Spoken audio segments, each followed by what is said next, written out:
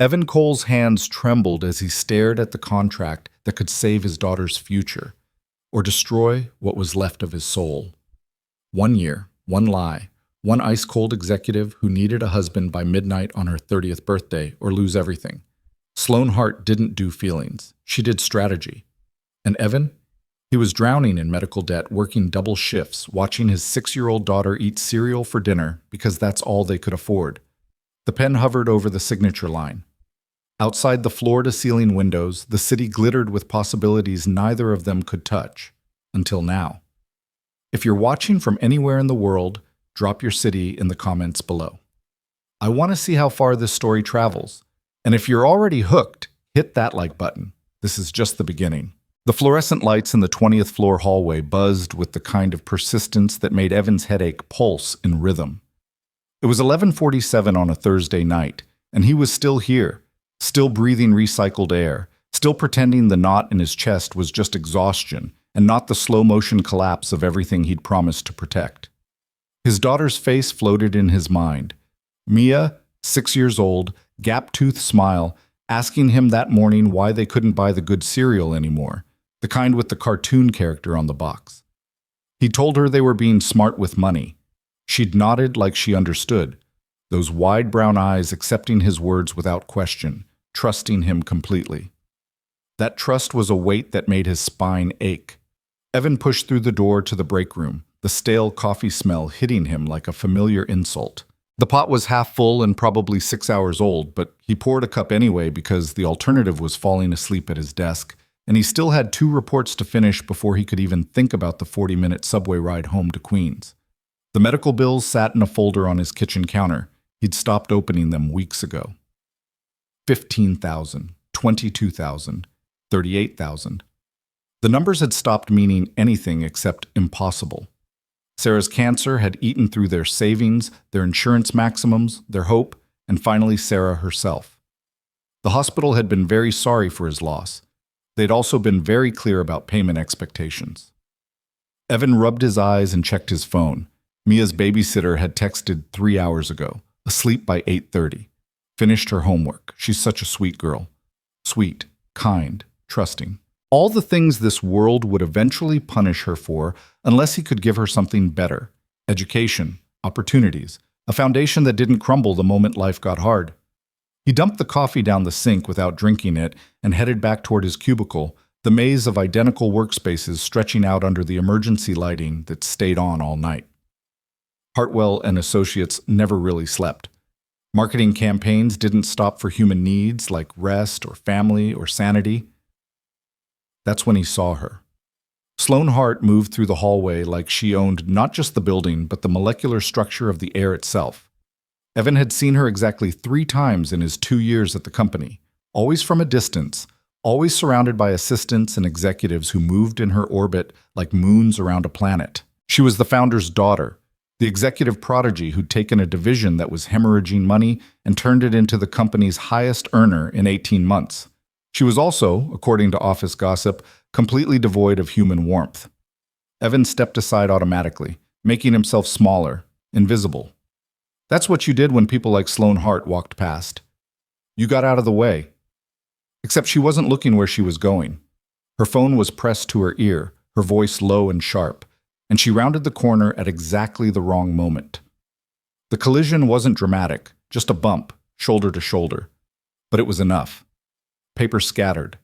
Her phone clattered to the floor, and a sealed envelope, cream-colored and expensive-looking, slid across the tile to stop at Evan's feet.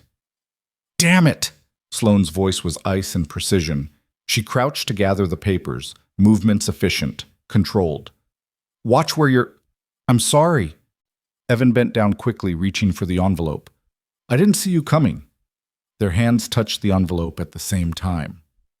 Sloane looked up, and Evan felt the full weight of her attention for the first time.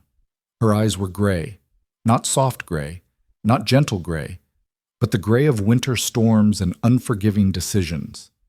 She studied him for exactly 2 seconds, long enough to catalog and dismiss him. "Move." It wasn't loud. It didn't need to be. Evan pulled his hand back and stood, holding the envelope out to her. She took it without acknowledgement, already turning away, phone back to her ear. "No," she was saying to whoever was on the other end. "I don't care what Marcus thinks the optics are. The merger happens on my timeline, or it doesn't happen at all." She walked away, heels clicking against tile, and Evan released a breath he hadn't known he was holding. That should have been the end of it. Ships passing, a forgettable moment in a forgettable night. But when he got back to his cubicle, there was another envelope on his keyboard, identical cream paper, his name written in elegant script across the front. Evan looked around. The floor was empty except for two other marketing assistants crashed out at their desks, dead to the world.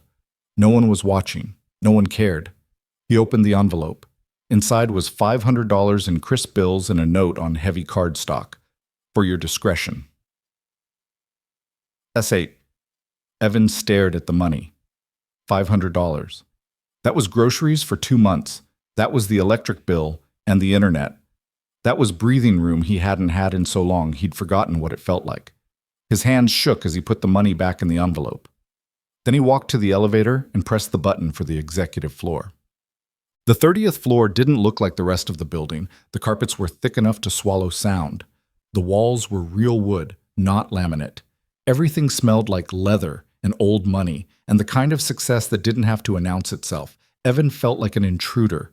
He was an intruder. But he walked to the corner office anyway, the one with Sloane Hart's name on a brushed steel plate, and knocked. "Come in," her voice carried through the door, impatient. Evan pushed it open.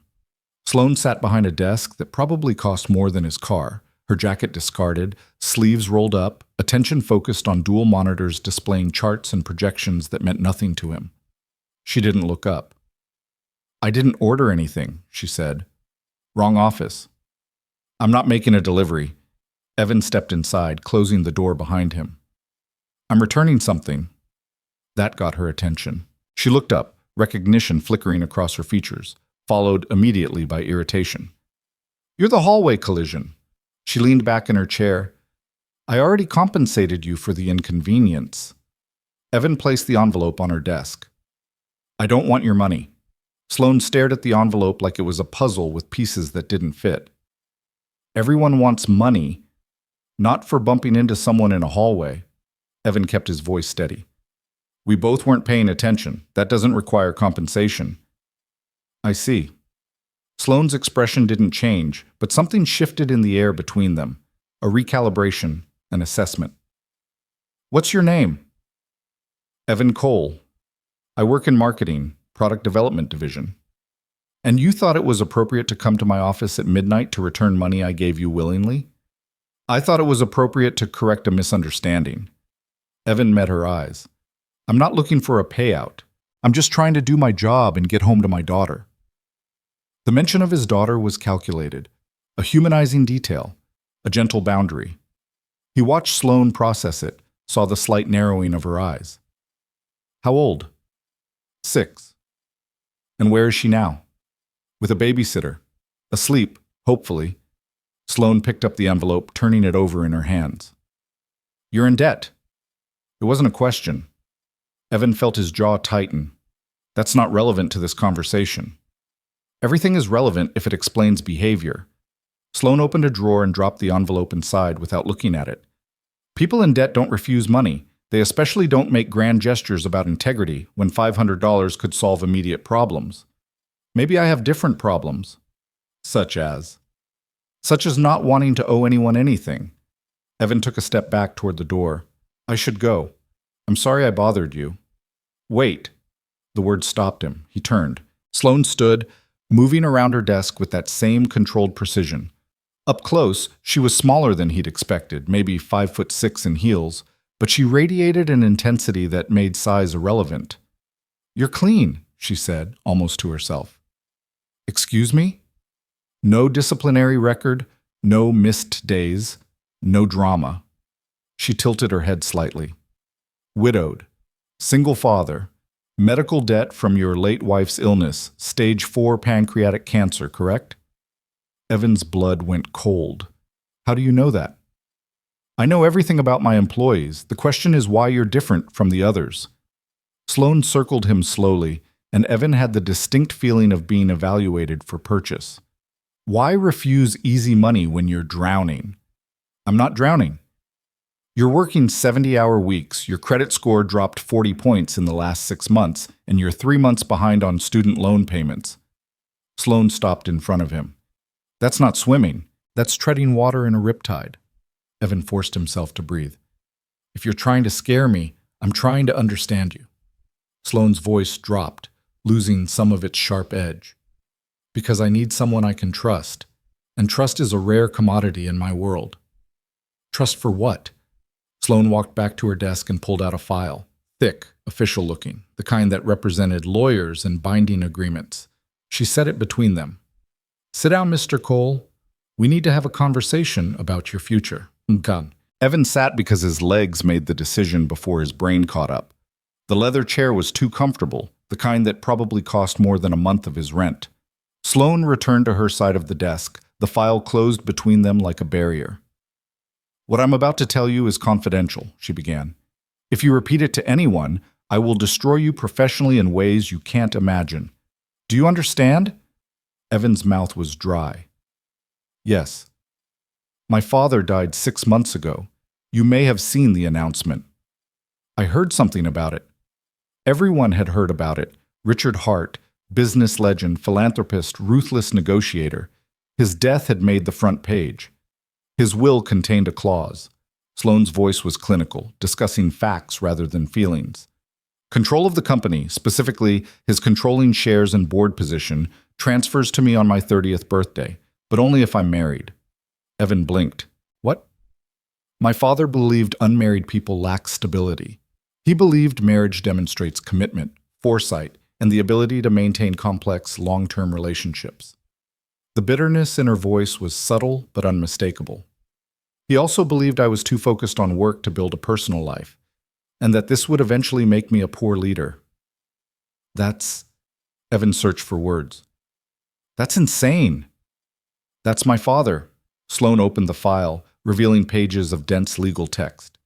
If I'm not married by midnight on my 30th birthday, which is in 4 weeks, his shares transfer to my brother Grant. Grant, who has spent the last decade coasting on the family name while I've actually built this company into something that matters. Evan's head spun. Why are you telling me this? Sloan looked up, and for the first time, Evan saw something human flicker across her face, something tired, something desperate. Because I'm offering you a job, Mr. Cole, a very specific, very lucrative job. She pushed the file across the desk. I need you to pretend to be my husband for 1 year. The words hung in the air like smoke. Evan stared at her, waiting for the punchline, the reveal that this was some elaborate test or corporate psychology experiment. You're serious? Completely. You want me, a marketing assistant you literally met in a hallway an hour ago, to marry you, fake marry you? Yes. Evan stood up so fast the chair rolled backward. This is crazy. You can't be serious. Sit down. No, I'm going home. I'm going to forget this conversation happened, and your daughter needs heart surgery. Evan froze. Sloan's expression didn't change. Mia Cole, age 6, diagnosed with atrial septal defect at age 4, currently manageable with medication, but her cardiologist has recommended surgical intervention within the next 2 years. Estimated cost, even with insurance, $90,000 minimum. The room tilted. Evan gripped the back of the chair. How do you know about Mia's heart? I told you, I know everything about my employees. Sloan's voice softened, barely, almost imperceptibly. I also know you've been researching surgeons, hospitals, payment plans. I know you lie awake at night wondering which bill to pay first. I know you're running out of time.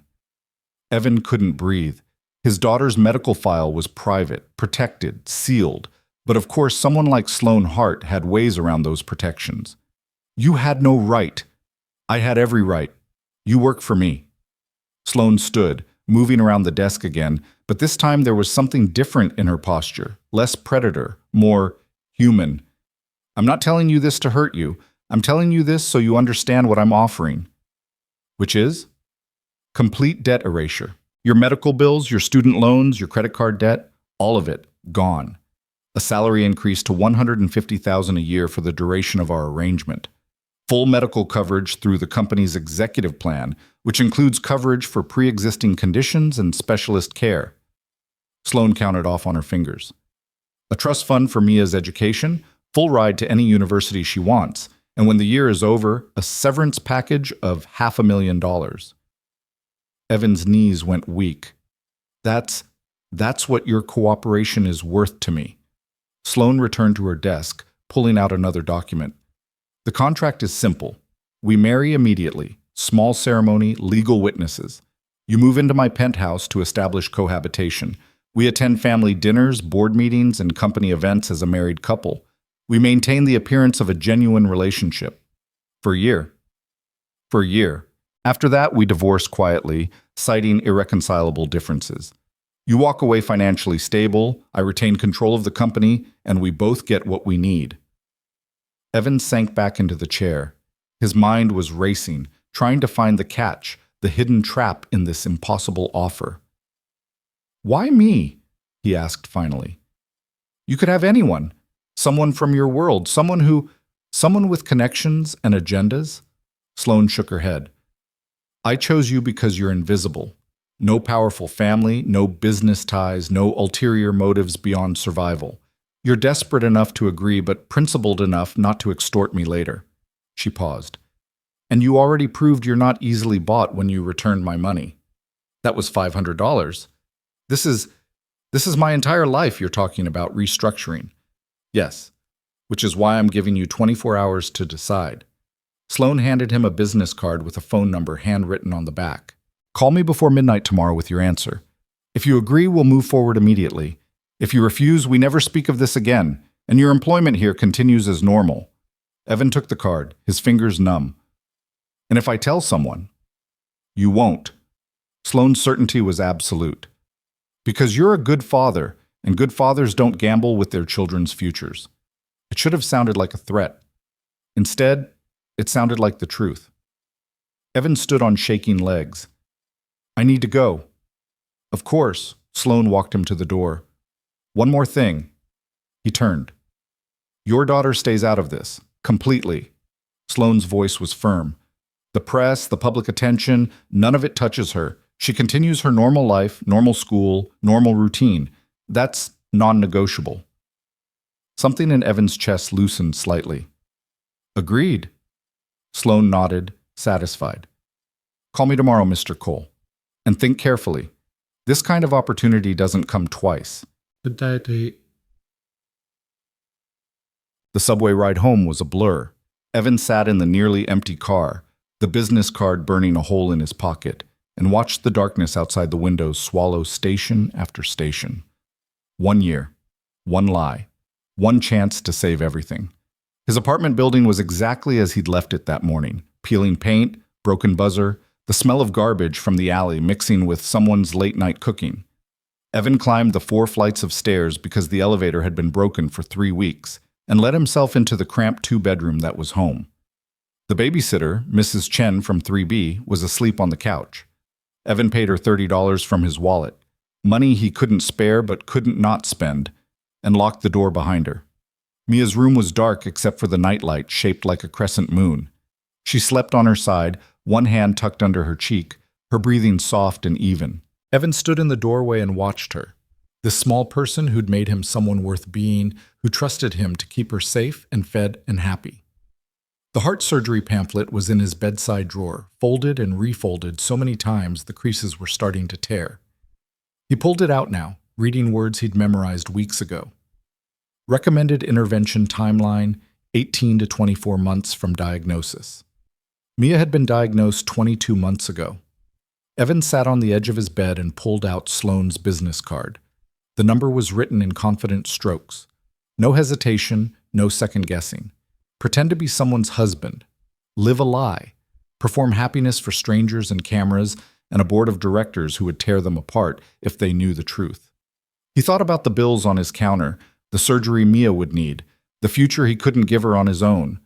He thought about Sarah, about the promises he'd made in a hospital room that smelled like disinfectant and despair. Take care of her. Give her everything. Don't let her struggle like we did. Evan looked at the card for a long time. Then he picked up his phone and typed a message to the number.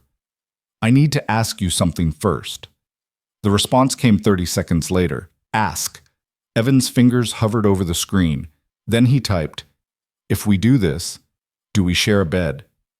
The three dots appeared, disappeared, appeared again. Finally, "Only when necessary for appearances." Evan stared at those words. Clinical, practical. Exactly what he should have expected from someone like Sloane Hart.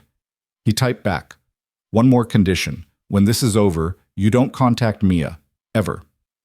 She doesn't need to wonder why her dad's wife disappeared. The response was immediate. "Agreed." "Do we have a deal, Mr. Cole?" Evan closed his eyes. He thought about Mia's gap-toothed smile, her trust, her future. He typed, "Yes." The next morning, Evan called in sick to work for the first time in 2 years. He dropped Mia at school, kissed her forehead, and told her he loved her. She asked why he looked tired. He said he'd just had a long night at work. She believed him completely. At 10 a.m., a black car arrived at his building. The driver, professional and silent, handed him an address on a folded piece of paper. Evan got in the back seat, watching his neighborhood disappear through tinted windows. The law office was in Midtown, all glass and steel and whispered conversations. Sloane was already there, dressed in a charcoal suit, looking like she'd just walked out of a boardroom. She acknowledged Evan with a nod. "You came." "I said I would." "People say a lot of things." Sloane handed him a pen. "The contracts are ready. Read everything before you sign." The next hour was a blur of legal terminology and binding clauses. Financial disclosures, confidentiality agreements, terms of dissolution. Evan's head spun, but he read every word, asked every question, made sure he understood exactly what he was agreeing to. The marriage license was signed in a courthouse that afternoon, witnessed by 2 of Sloane's lawyers who smiled like they performed this service every Tuesday. The judge was efficient, no romance, no poetry, just the legal minimum to make it binding. "You may kiss the bride," she said without inflection. Sloane and Evan looked at each other. Neither moved. "That won't be necessary," Sloane told the judge. They signed the final papers as husband and wife. Outside the courthouse, the afternoon sun was too bright. Evan felt like he'd just signed away something vital, some part of himself he couldn't name but would definitely miss later. "The movers will transfer your essential belongings to the penthouse this evening," Sloane said, checking her phone. "Mia's school schedule won't change, but I've arranged for a car service to handle drop-off and pickup. You'll need to brief her tonight." "I'll tell her you're my girlfriend," Evan said. "That we're dating. I can't tell her we got married." "Fine. As long as the public story is consistent." Sloane's phone buzzed. She glanced at it and frowned. "Grant wants to have dinner tomorrow night. Family introduction." "Already?" "He's suspicious by nature. We need to perform well." Sloane looked up at him, and Evan saw the calculation in her eyes. "Can you do this? Can you make people believe you're in love with me?" Evan thought about Mia's surgery, the trust fund, the future. "I can do whatever I need to do." "Good." Sloane's expression didn't change, but something flickered in those gray eyes. Relief, maybe, or recognition. "Then let's go home." Home. The words sounded strange coming from her mouth. The black car drove them to a building Evan had only seen in magazines, one of those luxury high-rises where doormen wore uniforms, and the lobby had actual art on the walls. The penthouse took up the entire top floor, accessible only by private elevator. The doors opened directly into the apartment. Evan stepped out and tried not to stare. Floor-to-ceiling windows overlooked the city. The furniture was modern and expensive, all clean lines and neutral colors. Everything looked like it belonged in a museum, untouched by human life. "Your room is down the hall, second door on the left," Sloane said, already moving toward what was presumably her own bedroom. "The guest room has been converted to a child's room for Mia. You can redecorate it however she likes. My bedroom is off limits unless we have guests or need to maintain appearances." "Where will I tell Mia you sleep?" "Tell her we're still getting to know each other, that we're taking things slow." Sloane paused at her doorway. Children understand that concept, don't they? Mia will. Evan looked around the pristine space. This doesn't look like a home. That's because it's not. It's a residence. Sloane's voice was matter of fact. Home is a concept for people who have time for sentiment. I have a company to run. She disappeared into her room, the door closing with a decisive click. Evan stood alone in the penthouse, surrounded by luxury he'd never dreamed of touching, and felt more lost than he had in the cramped apartment in Queens. His phone buzzed. A text from Mia's school. Reminder, parent-teacher conference next week. Evan typed back confirmation, then walked to the window and looked out at the city spreading beneath him like a promise he wasn't sure he could keep. Somewhere down there, his daughter was learning multiplication and eating cafeteria lunch and trusting that her father knew what he was doing. Evan pressed his hand against the glass. "What did I just do?" he whispered. The city, of course, had no answer. The parent-teacher conference happened on a Tuesday afternoon, in a classroom that still smelled like crayons and hand sanitizer. Evan sat in a chair designed for someone half his size, across from Mrs. Patterson, who'd taught first grade for 23 years and had the kind eyes that saw everything. "Mia's doing wonderfully," Mrs. Patterson said, flipping through a folder of artwork and worksheets. "Her reading comprehension is above grade level, and she's very kind to the other children. A natural leader." Evan felt pride swell in his chest. "That's good to hear. But I wanted to ask about the change in her pickup routine." Mrs. Patterson's voice was gentle, professional. "The car service, is everything all right at home?" There it was. The question Evan had been dreading. "Everything's fine. Better than fine, actually." He forced himself to smile. "I'm seeing someone. She's been helping out with logistics so I can focus more on work." "That's wonderful." Mrs. Patterson's warmth seemed genuine.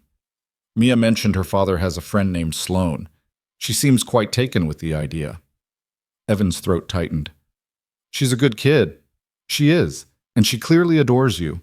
Mrs. Patterson closed the folder. "Just make sure whatever changes are happening, Mia knows she's the priority. 6-year-olds are more perceptive than we give them credit for." The words followed Evan out of the school, into the black car that now waited for him like a silent guardian, back to the penthouse that still didn't feel real. Sloane was in the living room when he arrived, working on her laptop, a glass of wine untouched beside her. She glanced up briefly. "How was the conference?" "Good. Mia's doing well." Evan set down his bag. "Her teacher asked about the car service." "What did you tell her?" "That you're my girlfriend, that you're helping out." Sloane nodded, returning her attention to the screen. "Consistent with our story. Good."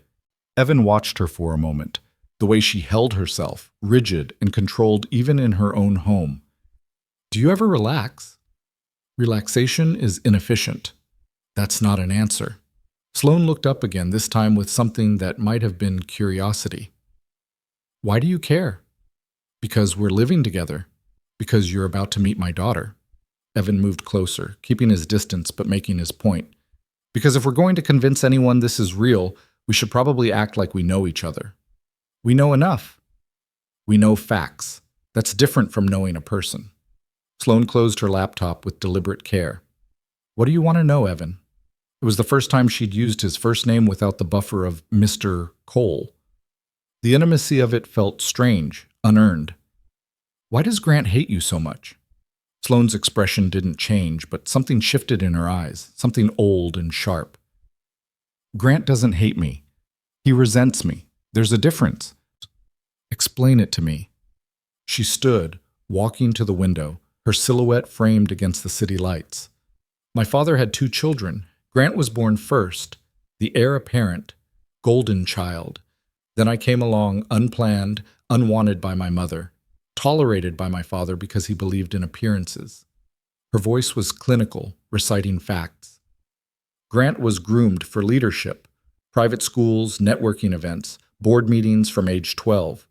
I was groomed for marriage, etiquette lessons, charity work, the appropriate hobbies for a future philanthropist's wife. But you didn't follow the script." "No. I watched Grant squander every opportunity, coast on the family name, make connections instead of competence his currency.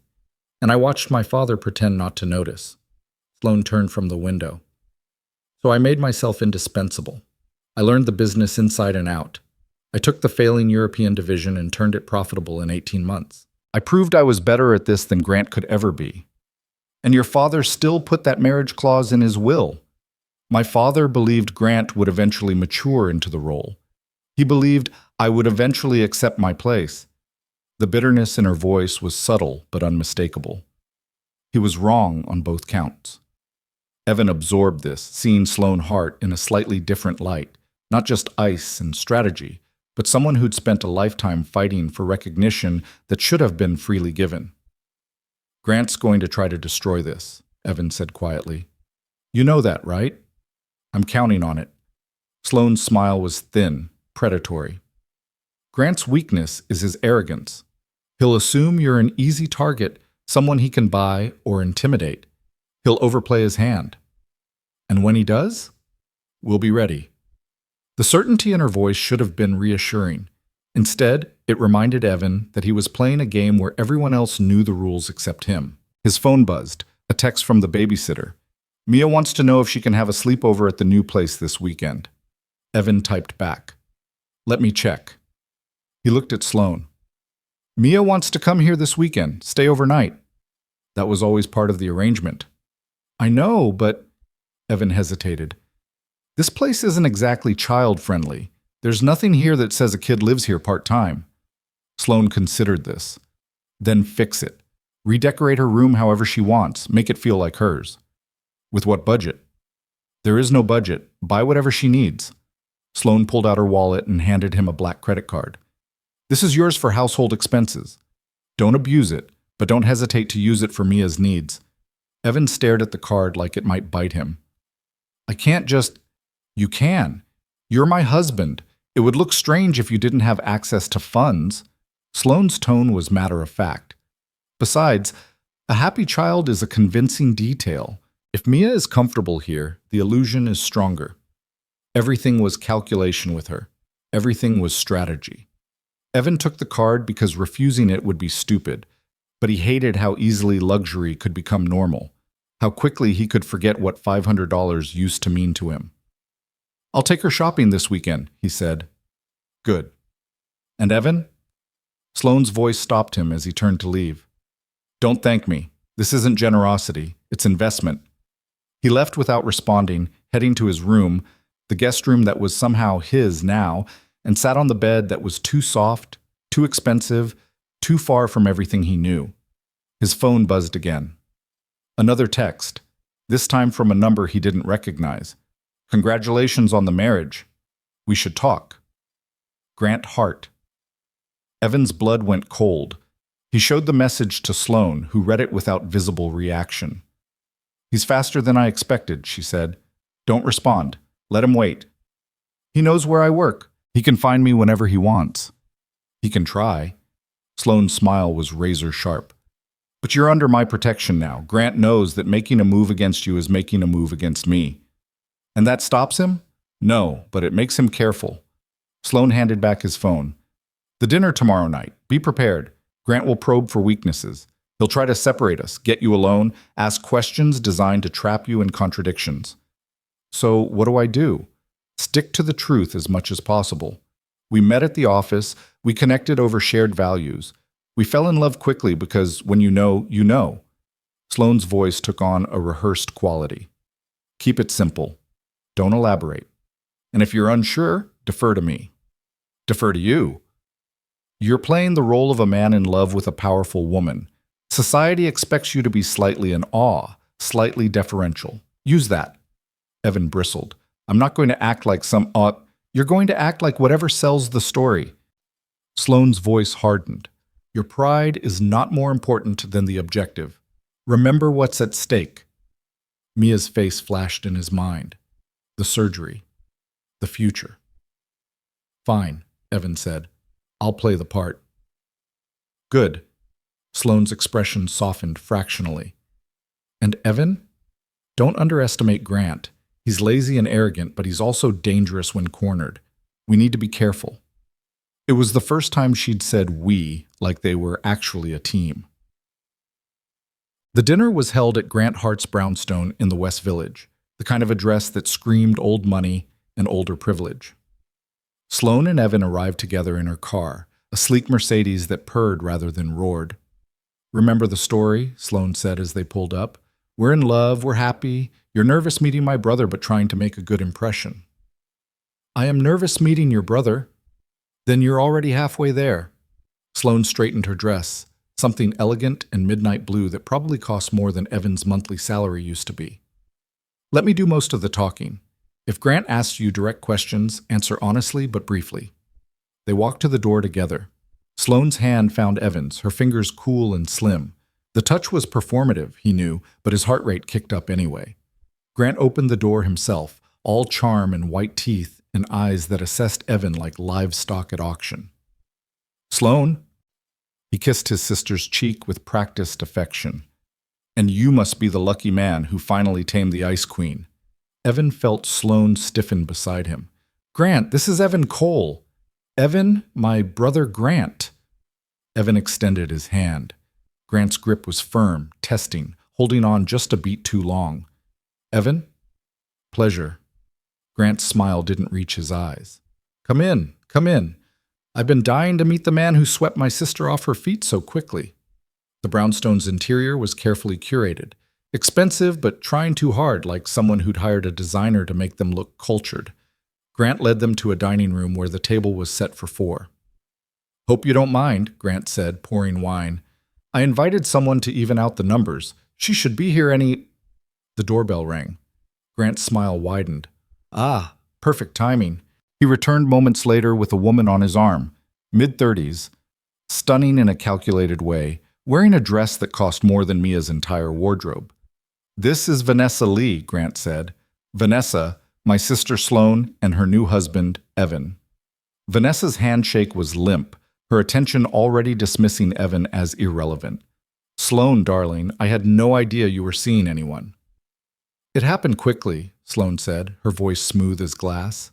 "Clearly." Vanessa's laugh was wind chimes and condescension. "Grant mentioned you'd gotten married, but I assumed it was some sort of business arrangement. You know how these things go." The air in the room crystallized. Grant's smile was poison and honey. "Vanessa's in mergers and acquisitions," he said, guiding them to their seats. "Very astute about corporate marriages of convenience." Evan felt Sloane's hand tighten on his arm. A warning, a signal. He pulled out her chair, a gesture he'd seen in movies, and was rewarded with a brief flash of approval in her eyes. "Actually," Evan said, settling into his own seat, "there's nothing convenient about falling in love. It's messy and inconvenient and completely worth it." He reached across the table and took Sloane's hand. Her fingers were still cool, but this time they wrapped around his with what felt like gratitude. Grant's eyes narrowed fractionally. "How romantic. Tell me, Evan, how exactly did you two meet?" "At the office," Evan said.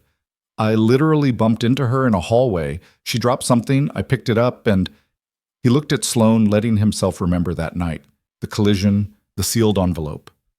"I couldn't stop thinking about her." It wasn't entirely a lie. He had thought about her constantly since that night, with fear, with calculation, with growing curiosity about the woman behind the ice. "Love at first sight," Vanessa said, her tone dripping skepticism. "How very fairy tale."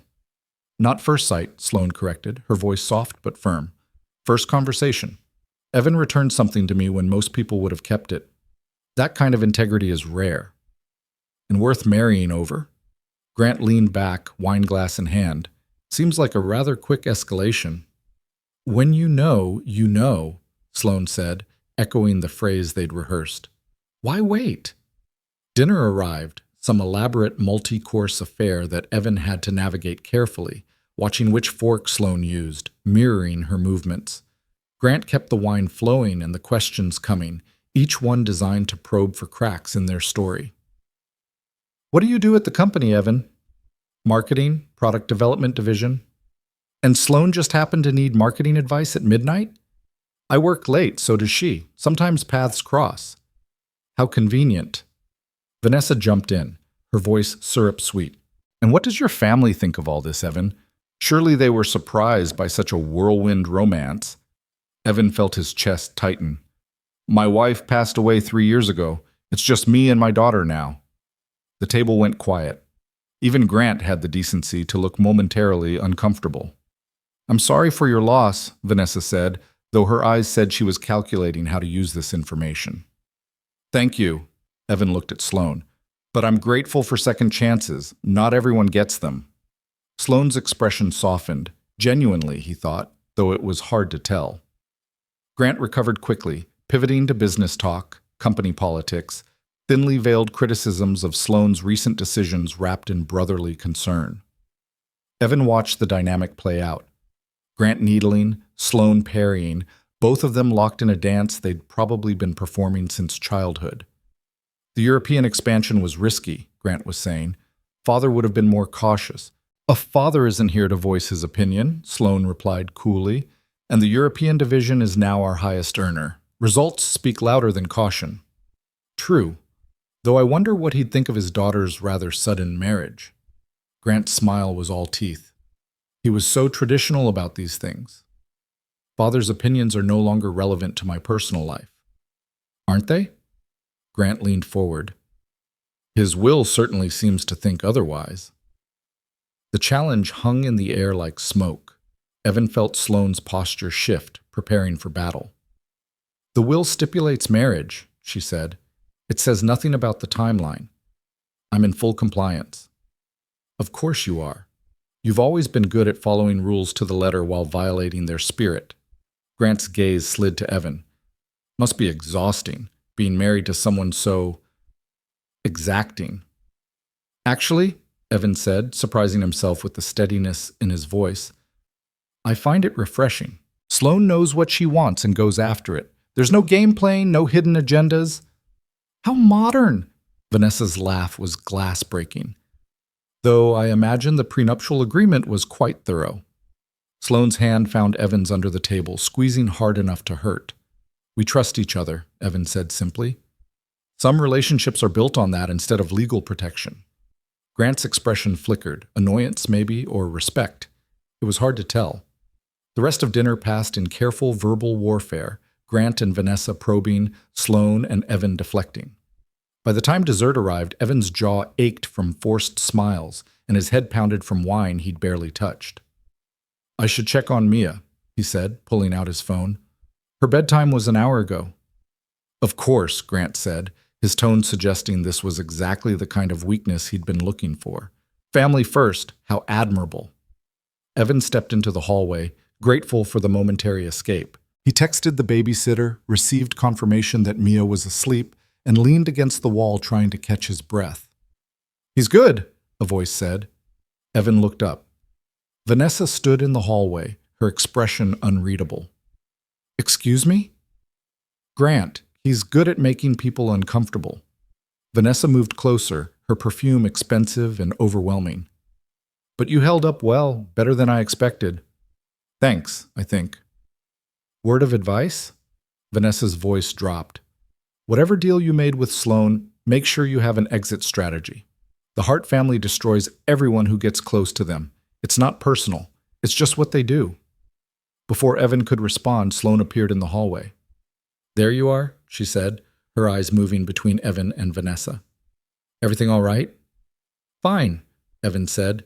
Just checking on Mia. Vanessa smiled, all innocence. I was just keeping him company. You have a good one here, Sloane. Don't lose him. She glided back to the dining room, leaving them alone. What did she say to you? Sloane's voice was quiet, controlled. Nothing important, just friendly advice. Evan looked at her. Can we leave? Not yet. We need to stay long enough that leaving doesn't look like retreat. Sloane's hand found his again, and this time the touch felt less like performance and more like anchoring. 30 more minutes. Can you manage? Evan thought about Mia, asleep in their old apartment, trusting him to make the right choices. Yeah, he said. I can manage. They returned to the dining room together, presenting a united front. Grant watched them with calculating eyes, and Evan realized this was just the opening round. The real fight hadn't even started yet. But the car ride home was silent. Sloane stared out the window, her reflection ghostly in the glass. Evan could feel the tension radiating off her in waves. "You did well tonight," she said finally. "So did you." Grant suspects. Of course he suspects. But suspecting isn't the same as proving. Evan loosened his tie. "Vanessa said something interesting. She told me to have an exit strategy." Sloane's laugh was humorless. "Vanessa has been trying to position herself as Grant's wife for 2 years. She sees threats everywhere." "Is she right? Should I have an exit strategy?" Sloane turned to look at him directly. "You have one. It's called the contract. 1 year, then we're done. That's your exit." "And what's yours?" The question seemed to catch her off guard. For a moment, something flickered across her face. Uncertainty, maybe, or fear. "I don't need one," she said. "This is my life. There's nothing to exit from." The car pulled up to their building. They rode the elevator in silence, the space between them feeling wider than it had hours ago. In the penthouse, Sloane kicked off her heels and poured herself a drink, something amber and expensive. She didn't offer one to Evan. "Grant will make a move soon," she said, staring into the glass. "Tonight was reconnaissance. Next time will be an attack." "What kind of attack?" "I don't know yet, but he'll try to separate us, get you alone, make you an offer." Sloane took a long drink. "He'll probably offer you money to disappear, or threaten you, maybe both." "And when he does?" "You tell me immediately, and you record everything." Sloane pulled out her phone, tapping something quickly. "I'm having a recording app installed on your phone. Keep it running whenever you're in Grant's presence." Evan felt a chill run down his spine. This is really happening. The corporate espionage, the family warfare, it's not just some theoretical threat. No, it's very real. Sloane set down her glass and faced him fully. "And I need to know you understand what you're caught in the middle of. This isn't just about a marriage clause anymore. Grant sees you as a weapon he can use against me. That makes you a target. I can handle myself." "Can you?" Sloane's voice was sharp. "You're a good father and a decent person, Evan, but you're not equipped for this kind of fight. Grant has resources, connections, and absolutely no conscience. He will find your weaknesses and exploit them without hesitation." "Then teach me." Evan moved closer, holding her gaze. "If I'm going to be your husband, even a fake one, then I need to know how to fight these battles. I need to understand the rules of your world." Sloane studied him for a long moment. "Why?" "Because Mia is depending on me to see this through, and because—" He paused, surprised by what he was about to say. "Because you shouldn't have to fight alone." Something shifted in Sloane's expression, a crack in the ice, brief but unmistakable. "All right," she said quietly. "We start tomorrow. I'll teach you everything you need to know about surviving in my family." She headed toward her bedroom, then stopped at the door. "Evan?" "Yeah?" "Thank you, for tonight, for playing the role convincingly." Her voice was softer than he'd ever heard it. "You could have made this much harder." "We're in this together," Evan said. "Might as well make it work." Sloane nodded and disappeared into her room. Evan stood alone in the living room, the city lights painting shadows across the floor, and wondered when exactly playing a role had started feeling like something more complicated than pretending. His phone buzzed, a text from Grant. "Nice to meet you tonight. Let's have lunch, just us. I'd like to get to know my new brother-in-law." Evan stared at the message, then forwarded it to Sloane. Her response came immediately. "Don't respond. We'll discuss tomorrow." He set his phone down and walked to the window, looking out at the city that never slept, full of people living their own complicated lies and truths. Somewhere down there, Mia was dreaming, safe and innocent and trusting. Evan pressed his palm against the glass and made a silent promise. Whatever happened next, whatever battles needed fighting, he would see this through. He would protect his daughter's future, even if it meant learning to become someone he didn't quite recognize. The recording app appeared on Evan's phone by morning, installed remotely by someone Sloane trusted. He stared at the small, red icon, wondering how his life had become the kind of story where corporate espionage tools lived next to his daughter's school calendar. Sloane was already awake when he emerged from his room, dressed for battle in a charcoal suit, her hair pulled back severe and perfect. She handed him a cup of coffee without looking up from her tablet. "Grant's lunch invitation," she said. "We need to discuss strategy." Evan took the coffee, black, the way he drank it, which meant she'd been paying attention. "You think I should go?" "I think refusing makes you look afraid, but going alone is dangerous." Sloan set down the tablet. "He'll choose somewhere public enough to seem innocent, but private enough to speak freely. He'll order expensive wine, make small talk, then go for the throat." "And I just sit there and take it?" "No, you listen, you ask questions. You make him think he's winning." Sloane's eyes were sharp, focused, "And you record every word." Evan thought about the man from last night, charming, calculating, dangerous in the way of people who'd never faced real consequences. What's his angle? What does he actually want from me? Information first. He'll probe for weaknesses in our story, inconsistencies in the timeline.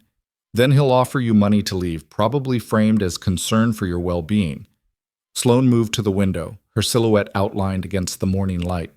When you refuse, and you will refuse, he'll switch to threats. He'll suggest that staying married to me will destroy your reputation, your career, your relationship with your daughter. Will it? Sloan turned, her expression unreadable. That depends on how well we play this. Evan's phone buzzed, a text from Mrs. Chen. Mia asking when she can see the new place. Says she wants to show you her art project. The normalcy of it, the simple request from a 6-year-old who just wanted her father's attention, cut through the corporate warfare like a blade. I need to bring Mia here tonight, Evan said. We've been putting it off, but she's starting to ask questions. Then bring her. The room is ready.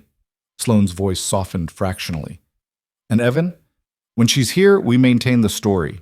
I'm your girlfriend. We're taking things slow, but we care about each other. Can you sell that to a 6-year-old? Kids are more perceptive than adults give them credit for.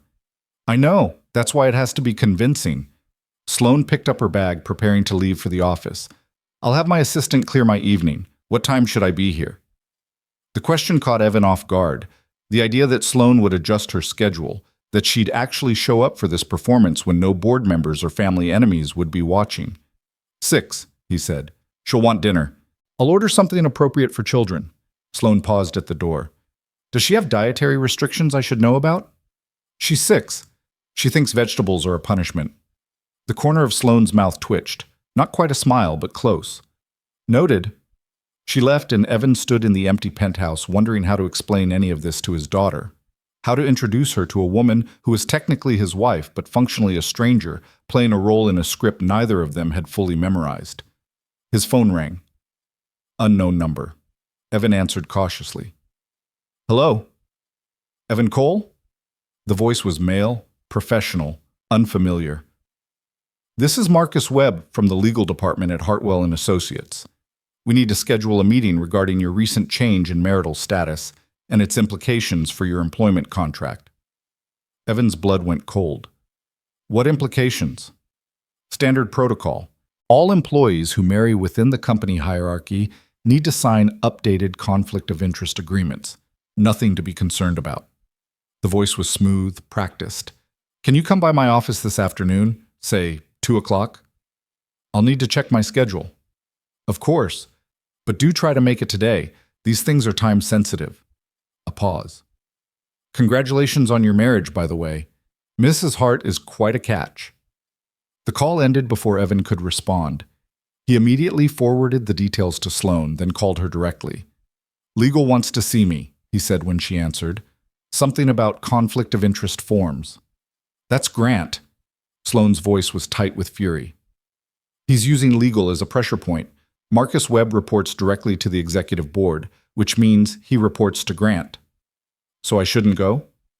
No, you should absolutely go, but not alone. Evan heard rapid typing on her end.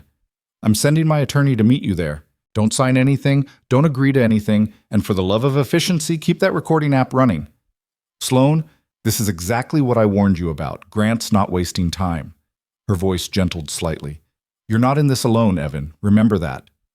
The call ended, leaving Evan standing in borrowed luxury, holding a phone full of spy apps and legal threats, wondering how a simple collision in a hallway had led to corporate warfare.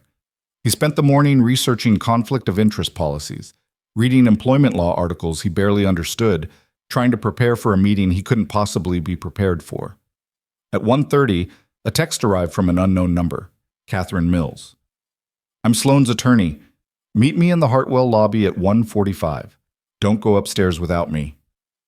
Evan arrived early, watching professionals stream through the marble lobby in their expensive suits and confident strides. He'd worked here for 2 years and never felt more like an outsider. Catherine Mills appeared at exactly 1:45. Mid-50s, steel gray hair, eyes that missed nothing. She extended a hand. Mr. Cole, I've reviewed your employment contract and the relevant policies. This meeting is pure intimidation theater. Her voice was crisp, efficient. Let me do the talking. If they ask you a direct question, pause before answering. I'll intercede if necessary. Why would they try to intimidate me? Catherine's smile was sharp. Because you married their boss and they're trying to determine if you're a threat or an opportunity. Come on. Marcus Webb's office was on the 15th floor, all dark wood and leather-bound law books that probably hadn't been opened in years. He stood when they entered, his smile professional and empty. Evan, thank you for coming on such short notice. His gaze shifted to Catherine. Ms. Mills, I wasn't aware you'd be joining us. My client has the right to legal representation in any employment-related meeting. Catherine sat without being invited. Shall we proceed?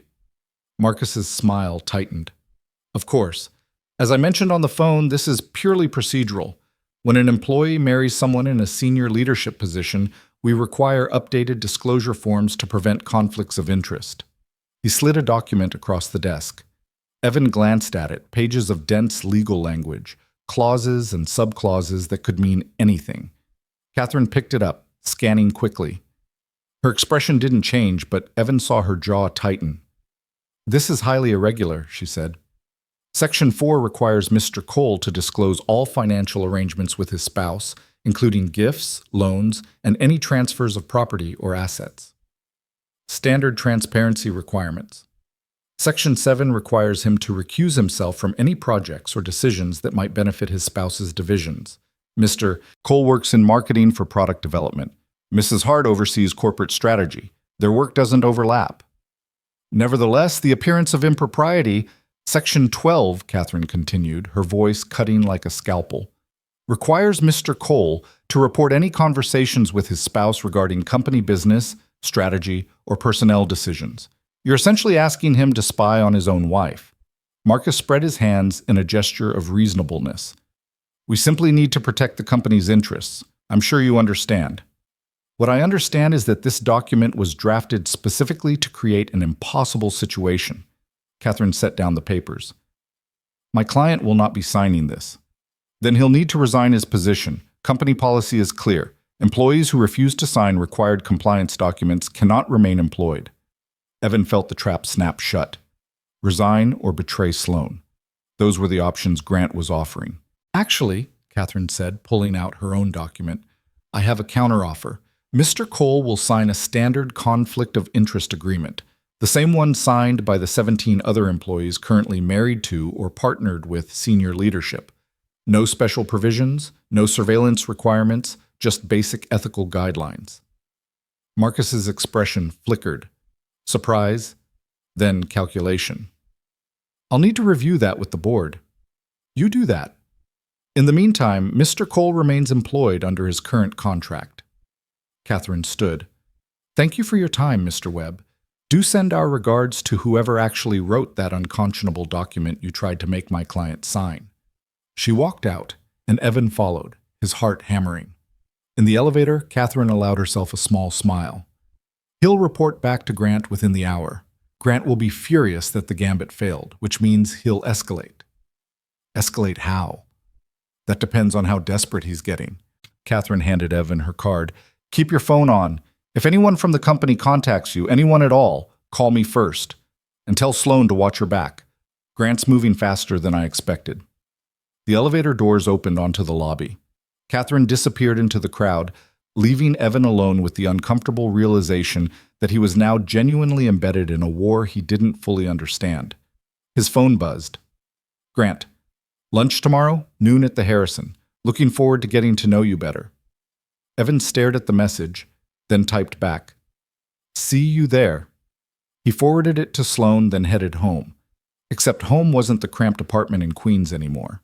Home was a penthouse full of expensive furniture and a woman who measured relationships in strategic value. Home was wherever Mia would be tonight, looking at him with those trusting eyes, believing in the story he was selling. The thought made his chest ache. Mia arrived at 6:15, exploding through the penthouse door like a small hurricane of energy and questions. "Dad, this place is huge. Is this really where you live now? Where's my room? Can I see the city? Is Sloan here?"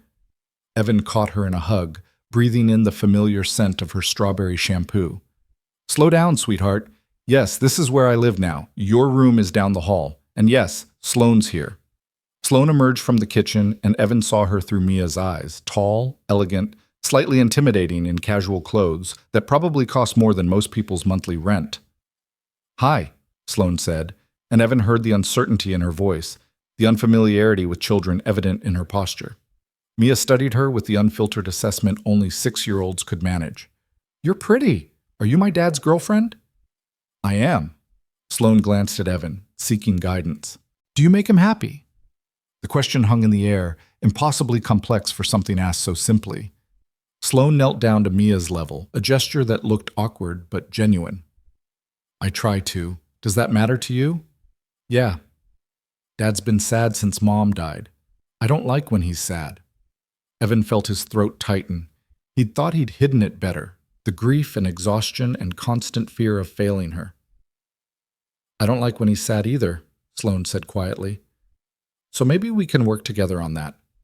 Mia considered this with the seriousness of a Supreme Court justice, then nodded. "Okay. Can I see my room now?" The room had been transformed.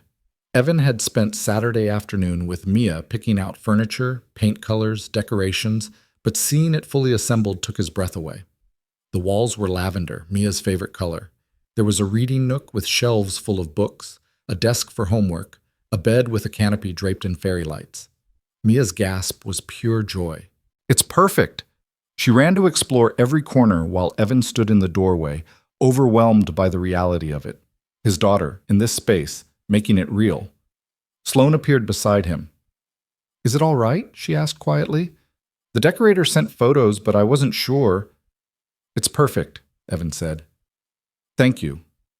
"Don't thank me. It's just—" Sloan stopped, watching Mia discover a stuffed animal collection that definitely hadn't been there yesterday. It's what needed to happen. But her eyes told a different story, something softer, more uncertain.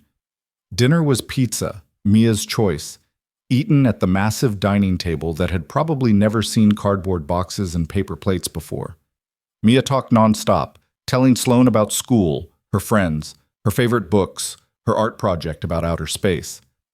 Sloan listened with an intensity that suggested she was memorizing every word, cataloging details like she did with business reports.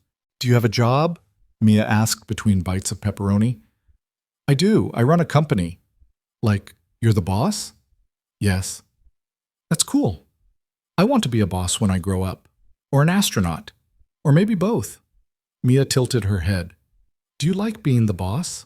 Sloan paused, and Evan saw her consider the question seriously. "Sometimes. It's complicated." "Why?" "Because being in charge means making hard decisions that not everyone agrees with. It means being responsible when things go wrong." "That sounds lonely," Mia said, with the casual wisdom of children. Sloan's expression flickered. Surprise, recognition. "Sometimes it is." "You should get a dog. Dogs make everything better." "I travel too much for a dog." "Then you should spend more time with Dad and me. We're good company."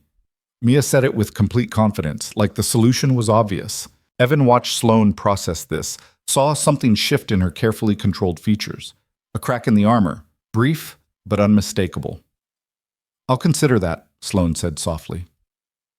After dinner, Mia wanted to show them her art project, a solar system made from painted styrofoam balls and wire hangers. She hung it carefully in her new room while explaining the orbital mechanics she'd learned in first grade, most of it wildly inaccurate but delivered with absolute authority. "Time for bed," Evan said eventually, checking his watch. "But I'm not tired." Mia's protest was automatic, undermined by the yawn that followed. "Bed, you've got school tomorrow." Mia hugged Sloan without warning, a spontaneous gesture that clearly caught Sloane off guard. Thank you for my room. It's the best room ever. Sloane's arms came up slowly, carefully, returning the hug with the uncertainty of someone unfamiliar with physical affection. You're welcome. Evan tucked Mia into her new bed, reading her favorite story, a worn picture book about a brave mouse and a reluctant dragon. She was asleep before the dragon learned to be kind, her breathing soft and steady. He found Sloane in the living room, staring out at the city with a glass of wine in her hand. She's asleep, he said. She's lovely, bright, curious, kind. Sloane didn't turn from the window. You've done a good job with her. I'm trying. It shows. Sloane took a sip of wine. I wasn't prepared for how disarming children can be. How honest. Evan moved to stand beside her, both of them reflected in the glass against the city lights. She liked you. She doesn't know me. She knows you made her father smile. That's enough for now. Sloane finally looked at him, and Evan saw exhaustion in her eyes, the weight of carrying too much for too long. The lunch with Grant tomorrow. Are you ready? As ready as I can be? Evan pulled out his phone, showing her the recording app. Catherine showed me how to use this properly. Everything will be documented. Good. But Evan, Sloane's voice was serious. Grant will try to get under your skin. He'll say things about me, about our marriage, about your daughter. Things designed to make you angry or scared or defensive. And I should stay calm. You should remember why you're doing this. Remember what's at stake. She set down her wine glass. And if he threatens Mia in any way, even indirectly, you tell me immediately. The protective edge in her voice surprised him. You think he'd go that far? I think Grant has no limits when it comes to getting what he wants. Which is why we need to be smarter, faster, and always one step ahead. Sloane turned to face him fully. After tomorrow, he'll know you're not an easy target. That's when things will get truly dangerous. What aren't you telling me? Sloane hesitated, and in that pause, Evan saw fear. Real, genuine fear beneath all the control and strategy. My father's will contest hearing is in 3 weeks. If Grant can prove the marriage is fraudulent before then, he wins everything. The company, the shares, control of the foundation, all of it. Her voice dropped. And he'll make sure I'm not just defeated, but destroyed. That's how he operates. Then we don't give him proof. It's not that simple. He'll manufacture evidence, twist facts, pay people to testify against us. Sloane's hands curled into fists. The lunch tomorrow is just reconnaissance. The real attack is coming, and I don't know what form it will take. Evan thought about Mia, asleep in the next room, trusting him to keep her safe and secure. He thought about the surgery she needed, the future she deserved, the promises he'd made in hospital rooms and midnight fevers. We'll figure it out, he said. Together. Sloane studied him for a long moment. You're different than I expected. How so? I thought you'd be intimidated by all this. Overwhelmed. Looking for exits. She tilted her head slightly. But you're adapting. Learning the game. Almost like you belong here. I don't belong here, but I'm good at surviving impossible situations. Evan met her eyes. Single parenthood on poverty wages teaches you that. Something flickered in Sloane's expression. Respect, maybe, or understanding. I chose better than I knew. The moment stretched between them, charged with something neither of them wanted to name. Then Sloane's phone buzzed, shattering it. She checked the screen and her face went pale. What is it? A board member just leaked our marriage certificate to a business gossip column. Sloane scrolled rapidly, her jaw tightening. The article goes live at midnight. By morning, every major news outlet will have picked it up. Is that bad? It's catastrophic. We're not ready for this level of scrutiny. Our story has holes, our timeline is suspicious, and now we'll have reporters digging into every aspect of our lives. Sloane looked up, and Evan saw panic, real, unfiltered panic. They'll investigate you, interview your neighbors, talk to Mia's school. Everything we've tried to keep private will be dragged into the light. Evan's stomach dropped. Mia will be protected. I promise you that. Sloane was already typing rapidly.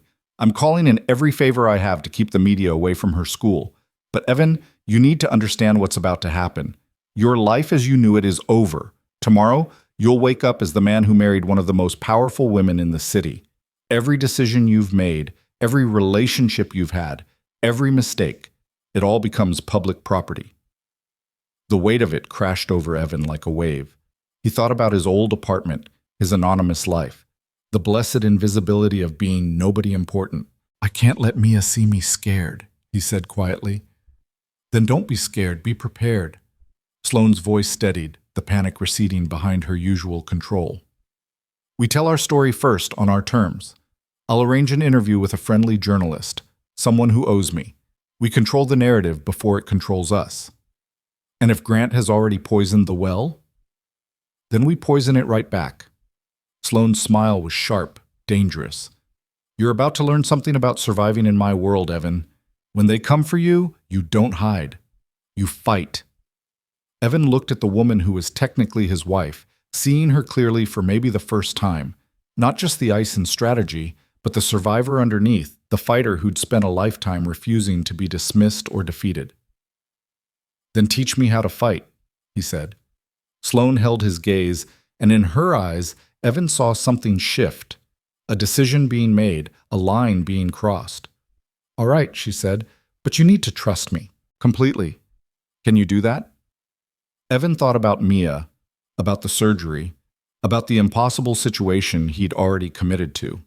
He thought about the woman in front of him, who'd kept every promise she'd made so far, who'd protected his daughter without being asked, who was offering him a chance to be something more than a drowning man clinging to debris.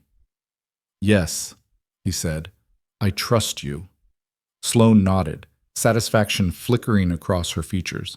"Good, because starting tomorrow the real battle begins, and we're going to need each other to survive it." She walked to her bedroom, pausing at the door to look back at him. "Get some sleep, Evan. Tomorrow's going to be brutal." The door closed, leaving Evan alone with the city lights and the weight of everything he'd just agreed to. His phone buzzed. A notification from the gossip site, the article already live despite Sloane's efforts to contain it.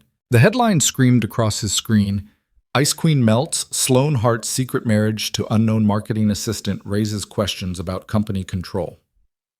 Evan read the first paragraph, his stomach sinking with each word. They dug up his employment records, Sarah's death certificate, his financial records. Everything was there, twisted into a narrative of opportunism and gold digging. Another text, this time from a number he didn't recognize. "Congratulations on your 15 minutes of fame. Hope it's worth what's coming. V. Vanessa. Helpful to the last." Evan deleted the message and checked on Mia one more time. She slept peacefully, unaware that tomorrow she'd wake up to a father who was suddenly newsworthy, interesting, scrutinized. He stood in her doorway, watching her breathe, and made a silent promise. Whatever happened next, whatever battles needed fighting, he would protect this innocence for as long as humanly possible. Even if it meant becoming someone he barely recognized. Even if it meant the marriage of convenience was starting to feel dangerously like something else entirely. The morning brought chaos wrapped in expensive journalism. Evan's phone started ringing at 6 a.m. Reporters, bloggers, people claiming to be former classmates who barely remembered his name. He silenced it all, focusing instead on the small miracle of making Mia breakfast, while she chattered about a spelling test, blissfully unaware that her father's face was currently circulating on business news websites. Sloane emerged from her room already dressed for war, her suit black and severe, her expression carved from ice. She glanced at Mia, then at Evan, and something in her eyes softened fractionally. "The car will take Mia to school through the garage entrance," she said quietly. "I've stationed security there to keep photographers away." "Photographers?" Evan felt his chest tighten. 3 of them showed up at 5:30. Sloane poured herself coffee with mechanical precision. "They're camped outside the building. It'll get worse before it gets better." Mia looked up from her cereal, sensing the tension. "Is something wrong?" "Nothing's wrong, sweetheart." Evan forced his voice to stay calm. "Just some boring grown-up stuff." "Dad has an important meeting today," Sloane added, surprising Evan with the smoothness of her lie. "So we're being extra careful about his schedule." Mia accepted this with a shrug and returned to her breakfast. Evan caught Sloane's eye, mouthing a silent thank you. She nodded, barely perceptible. The car ride to school was tense. Evan watched for photographers, for anything that might intrude on Mia's normalcy. But Sloane's security was efficient and invisible, and Mia arrived at school exactly like every other Tuesday, running toward her friends without looking back. "She doesn't know," Evan said as the car pulled away. The driver, a professional who'd clearly been briefed, spoke without turning. "Mrs. Hart has arranged a security detail for the school. Discreet. The child won't notice them." Evan's hands curled into fists. "This is insane." "This is necessary," the driver corrected. "Mr. Hart has proven himself unpredictable. Mrs. Hart is simply being thorough." The implication hung heavy. Grant was dangerous enough that a 6-year-old needed protection. The Harrison was the kind of restaurant where reservations required 6 weeks' notice and connections worth more than money. Grant had chosen it specifically, Evan realized, a power play wrapped in white tablecloths and sommelier recommendations. Evan arrived 10 minutes early, his phone's recording app already running in his jacket pocket. The maitre d' recognized Grant's name and led Evan to a corner table with sight lines to the entire restaurant. Strategic positioning. Everything was calculated. Grant arrived exactly on time, all smiles and designer clothes, drawing attention from other diners who recognized the Hart name. "Evan!" He clasped Evan's hand with practiced warmth. "Thanks for making time. I know you must be swamped with all the media attention. It's been an interesting morning." "I bet." Grant settled into his chair, ordering wine without consulting Evan. "You've become quite the celebrity overnight. How does it feel?" "Overwhelming." "I can only imagine, going from invisible to infamous in 12 hours. Grant's smile didn't reach his eyes. "Though I have to say, the articles are quite unflattering. All that speculation about gold digging and opportunism. Must be hard on your daughter." Evan felt anger spike but forced his voice to stay level. "Mia doesn't read business gossip columns." "Not yet. But kids talk. Their parents talk." Grant leaned back as the sommelier presented the wine. Children can be cruel when they smell weakness. The wine was approved, poured, ignored. Evan kept his hands visible on the table, his posture open but alert. "What do you want, Grant?" "Direct. I appreciate that." Grant swirled his wine thoughtfully. "I want to understand what you're really after. Because let's be honest, this marriage makes no sense from your perspective." "I'm in love with your sister." "Please." Grant's laugh was soft, condescending. "You bumped into her in a hallway and 3 weeks later you're married? That's not love, that's desperation. Maybe I recognize something in her that you don't see. What I see is a man drowning in debt who suddenly has access to unlimited resources. What I see is a single father who'd do anything to secure his daughter's future." Grant set down his glass. "What I see is someone who made a deal, not a love match." Evan met his gaze without flinching. "Think whatever you want. It doesn't change the facts." "The facts are what I make them." Grant's voice dropped, losing its practiced charm. "I know about the medical bills. Your wife's cancer treatment, the bankruptcy you barely avoided. I know about your daughter's heart condition and the surgery she needs. I know you're 3 months behind on student loans and your credit score is in the toilet. So you've done your homework. Congratulations." "I've done more than homework. I've built a case." Grant pulled out his phone, scrolling through something. "Financial transfers from Sloane's accounts to yours. The exact timing, 2 days after the marriage license was filed. The house purchase in your daughter's name, the trust fund establishment, the debt erasure. It's all there, documented and time-stamped." Evan's blood went cold, but he kept his expression neutral. "Those are gifts between spouses. Perfectly legal." "Legal, yes, but suspicious as hell when presented to a judge reviewing fraud allegations." Grant leaned forward. "Here's what's going to happen. In 2 weeks, I'm filing a formal challenge to my father's will. I have affidavits from company employees who'll testify that you and Sloane never interacted before the month she needed to get married. I have financial experts ready to demonstrate a clear pattern of transactional marriage." "You're bluffing." "Am I? Because I also have this." Grant turned his phone around, showing Evan a photograph, the contract signing, taken through the law office window.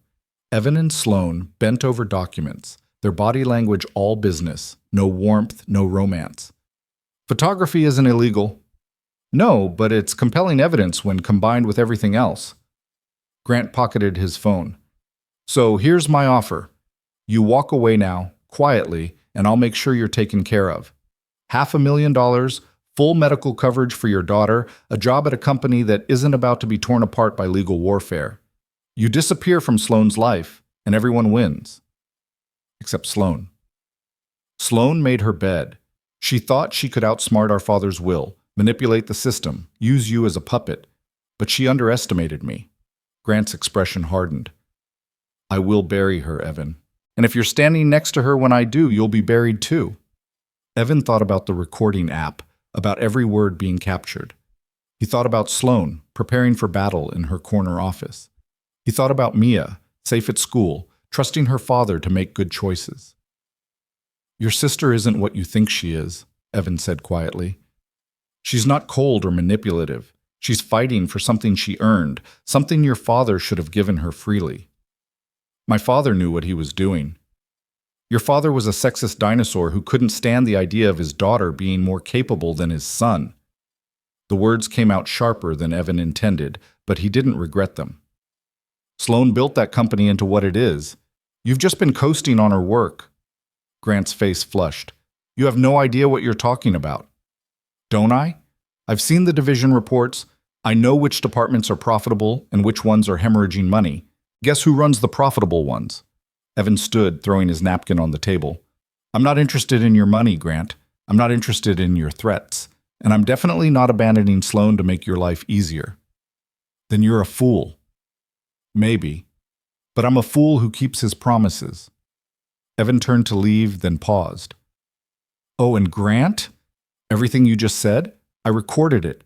Every threat, every bribe, every piece of evidence you think you have. So when this goes to court, the judge will hear exactly what kind of man is trying to steal his sister's company. Grant's expression went from smug to furious in half a second. You're lying. Am I? You want to risk it? Evan pulled out his phone, showing the recording app's running timer. Thanks for lunch. I'll send you the bill for the wine you ordered. He walked out of the Harrison with his heart hammering, his hands shaking, his mind racing through everything that had just happened. Outside, the midday sun was too bright, the street noise too loud. Evan ducked into an alley and called Sloane. It's done, he said when she answered. I got everything. Are you all right? The question surprised him. Not the tactical assessment he'd expected, but genuine concern. I'm okay. Shaken, but okay. Evan leaned against the brick wall, letting adrenaline drain from his system. He showed me surveillance photos. He has people ready to testify against us, and he offered me $500,000 to walk away. Which you refused. Obviously. Sloane was quiet for a moment. Send me the recording immediately. I'll have Catherine review it and prepare our counterattack. A pause. You did well, Evan. Better than I expected. He threatened you. He threatened our whole arrangement. Evan closed his eyes. And he's not bluffing about the will contest. He's going nuclear. Let him. We have ammunition now, too. Sloane's voice was steel wrapped in silk. Come back to the office. We need to strategize. I can't. I have to pick up Mia in 2 hours. Then come to the penthouse after. This can't wait. She hesitated. And Evan, thank you for defending me to Grant. You didn't have to do that. Yes, I did. The words came out before Evan could stop them. You're my wife. Even if it's fake, I'm not going to let him talk about you like you're some villain. The silence on the other end stretched too long. Sloane? I'll see you tonight, she said quietly, and ended the call. Evan stood in the alley, phone in hand, wondering when exactly the performance had started feeling real, when protecting Sloane's reputation had become about more than just fulfilling a contract. His phone buzzed with incoming texts, the media frenzy continuing, strangers demanding comments, former colleagues suddenly interested in reconnecting. He ignored all of it and headed to Mia's school, desperate for something normal and uncomplicated. But normal was gone. The photographers found him at pickup, shouting questions while he tried to shield Mia from the chaos. Security intervened, creating a barrier, but not before Mia saw the cameras and the crowd. Dad? Her voice was small, scared. What's happening? Nothing, baby. Just some people being nosy. Evan lifted her into his arms despite her protest that she was too big for that now. Let's go home. To the big house? Yeah, to the big house. The car ride back was quiet. Mia pressed against his side, and Evan felt the weight of every decision he'd made, every compromise, every calculated risk that had led them here. At the penthouse, Sloane was waiting. She'd changed into casual clothes, or her version of casual, which still looked like it belonged in a magazine spread. She took one look at Evan's face and understood. "The photographers," she said. "Yeah. I'll have them removed, legally." Sloane crouched down to Mia's level. "Hey, rough day?" Mia nodded, still clinging to Evan's hand. "Want to help me with something?" Sloane asked. "I ordered dinner, but I'm terrible at setting tables. Think you could show me how?" It was so clearly a deflection, a distraction, but Mia took it anyway, grateful for something to do. Evan watched them in the kitchen, Sloane following Mia's very specific instructions about napkin folding and fork placement, and felt something crack in his chest. This was supposed to be simple. A transaction. 1 year, clear boundaries, then back to separate lives. But watching Sloane laugh, actually laugh, at Mia's joke about spoons being the most important utensil, Evan realized nothing about this was simple anymore. They ate dinner together, the three of them, and for a few hours it almost felt real. Mia talked about her day, complained about a boy in her class who kept stealing erasers, demonstrated the dance she'd learned in gym class. Sloane asked questions, engaged, seemed genuinely interested in the minutiae of first-grade politics. After Mia went to bed, Evan found Sloane in her office, surrounded by documents and legal briefs, Catherine on speakerphone walking through Grant's expected legal strategy. "The recording helps," Catherine was saying. "Attempted bribery, coercion, possibly extortion depending on how we frame it. But Evan needs to understand, Grant's going to fight dirty. He'll subpoena friends, family, anyone who can testify about the marriage's authenticity." "My friends barely know about Sloane," Evan said, "and I don't have family except Mia." "What about your late wife's family?" Evan's stomach dropped. "Sarah's parents haven't spoken to me since the funeral. They blamed me for not catching the cancer sooner, for not getting better treatment, for—" He stopped, the old wound still raw. "They won't help us." "They might help Grant," Catherine said bluntly, "if he offers them the chance to paint you as an opportunist who abandoned their daughter's memory for money. That's not— It doesn't matter what's true. It matters what can be proven in court." Catherine's voice was matter-of-fact. "We need to prepare for character assassination, both of you." Sloane ended the call and looked at Evan with something approaching sympathy. "I'm sorry. About your in-laws." "They're grieving. People say terrible things when they're grieving." Evan sank into a chair. "I just never thought it would be weaponized like this." "Everything is a weapon in Grant's hands." Sloane poured 2 glasses of whiskey, handing him one. "But we have weapons too, the recording, for one, and the fact that our story, while unconventional, isn't actually illegal. Just highly suspicious. Suspicion isn't proof." Sloane took a drink. "The will contest hearing is in 2 weeks. Between now and then, we need to present as the most convincing married couple in Manhattan. Public appearances, social media presence, the works." Evan thought about the photographers, the scrutiny, the invasion of privacy. "What about Mia?" "We keep her out of it as much as possible. But Evan—" Sloane's voice was gentle. "She's going to hear things. At school, from other parents. We need to prepare her." "Prepare her for what? That her father's being called a gold digger? That strangers are questioning whether he actually loved her mother?" "No. We prepare her by being consistent with our story. We make sure she knows that you and I care about each other, that this is real to us, that the outside noise doesn't matter." Sloane set down her glass. "Children are resilient, but only if the adults in their lives are steady." Evan looked at this woman who'd studied human behavior like a science, who'd built walls around herself so high that genuine emotion seemed foreign. "When did you get so good at understanding people?" "I'm not good at understanding people. I'm good at predicting behavior." Sloane's smile was sad. "There's a difference." "Is there?" "Because you just calmed down a scared 6-year-old like it was the most natural thing in the world." "That wasn't prediction. That was—" Sloane stopped, seeming surprised by what she was about to say. "That was me actually wanting to help." The admission hung between them, vulnerable and honest. Evan's phone buzzed. A text from an unknown number, just a photograph. Mia's school, taken from across the street, time-stamped from this afternoon. His blood turned to ice. Sloan. She looked at the photo and her expression went deadly. That's a threat. Grant wouldn't actually. Grant is desperate. Desperate people do unconscionable things. Sloan was already making calls, her voice clipped and authoritative. I'm tripling security at Mia's school. She doesn't go anywhere without protection. This is insane. She's 6 years old, which is exactly why we can't take chances. Sloan gripped his arm, forcing him to meet her eyes. I will not let Grant hurt your daughter. Do you understand me? Whatever else happens, Mia stays safe. The fierceness in her voice, the absolute certainty cut through Evan's panic. Okay, he said. Okay. Sloan made 3 more calls, to security, to Catherine, to someone Evan didn't recognize, who apparently specialized in discreet protective services. By the time she finished, a plan was in place, comprehensive and bulletproof. Thank you, Evan said when the chaos settled. Don't thank me. I got you into this. Sloan looked exhausted, the armor finally cracking. I knew Grant was vindictive, but I never thought he'd go after a child. He hasn't actually done anything. It's just a photograph. It's a message. He's showing us he can get close to her whenever he wants. Sloan's hands curled into fists.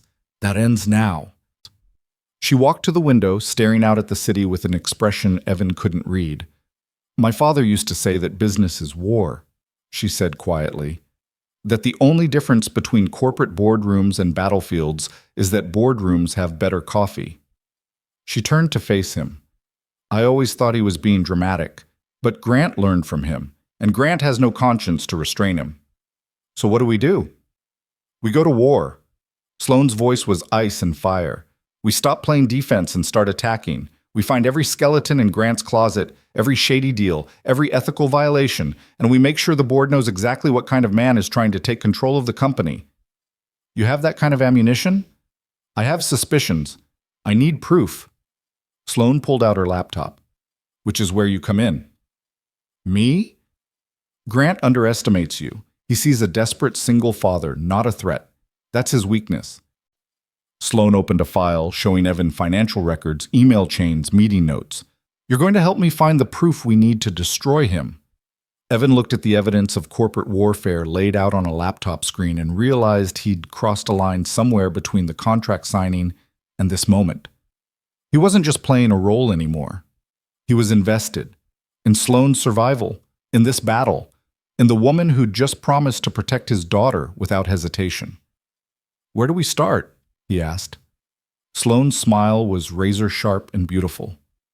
We start with the European division. 3 years ago, Grant oversaw an acquisition that lost the company $40 million. The official story is market conditions, but I've always suspected something darker.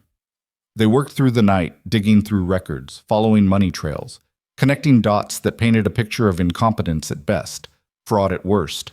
Somewhere around 2 a.m., Evan's phone buzzed with another message. This time it was from Marcus Webb in legal.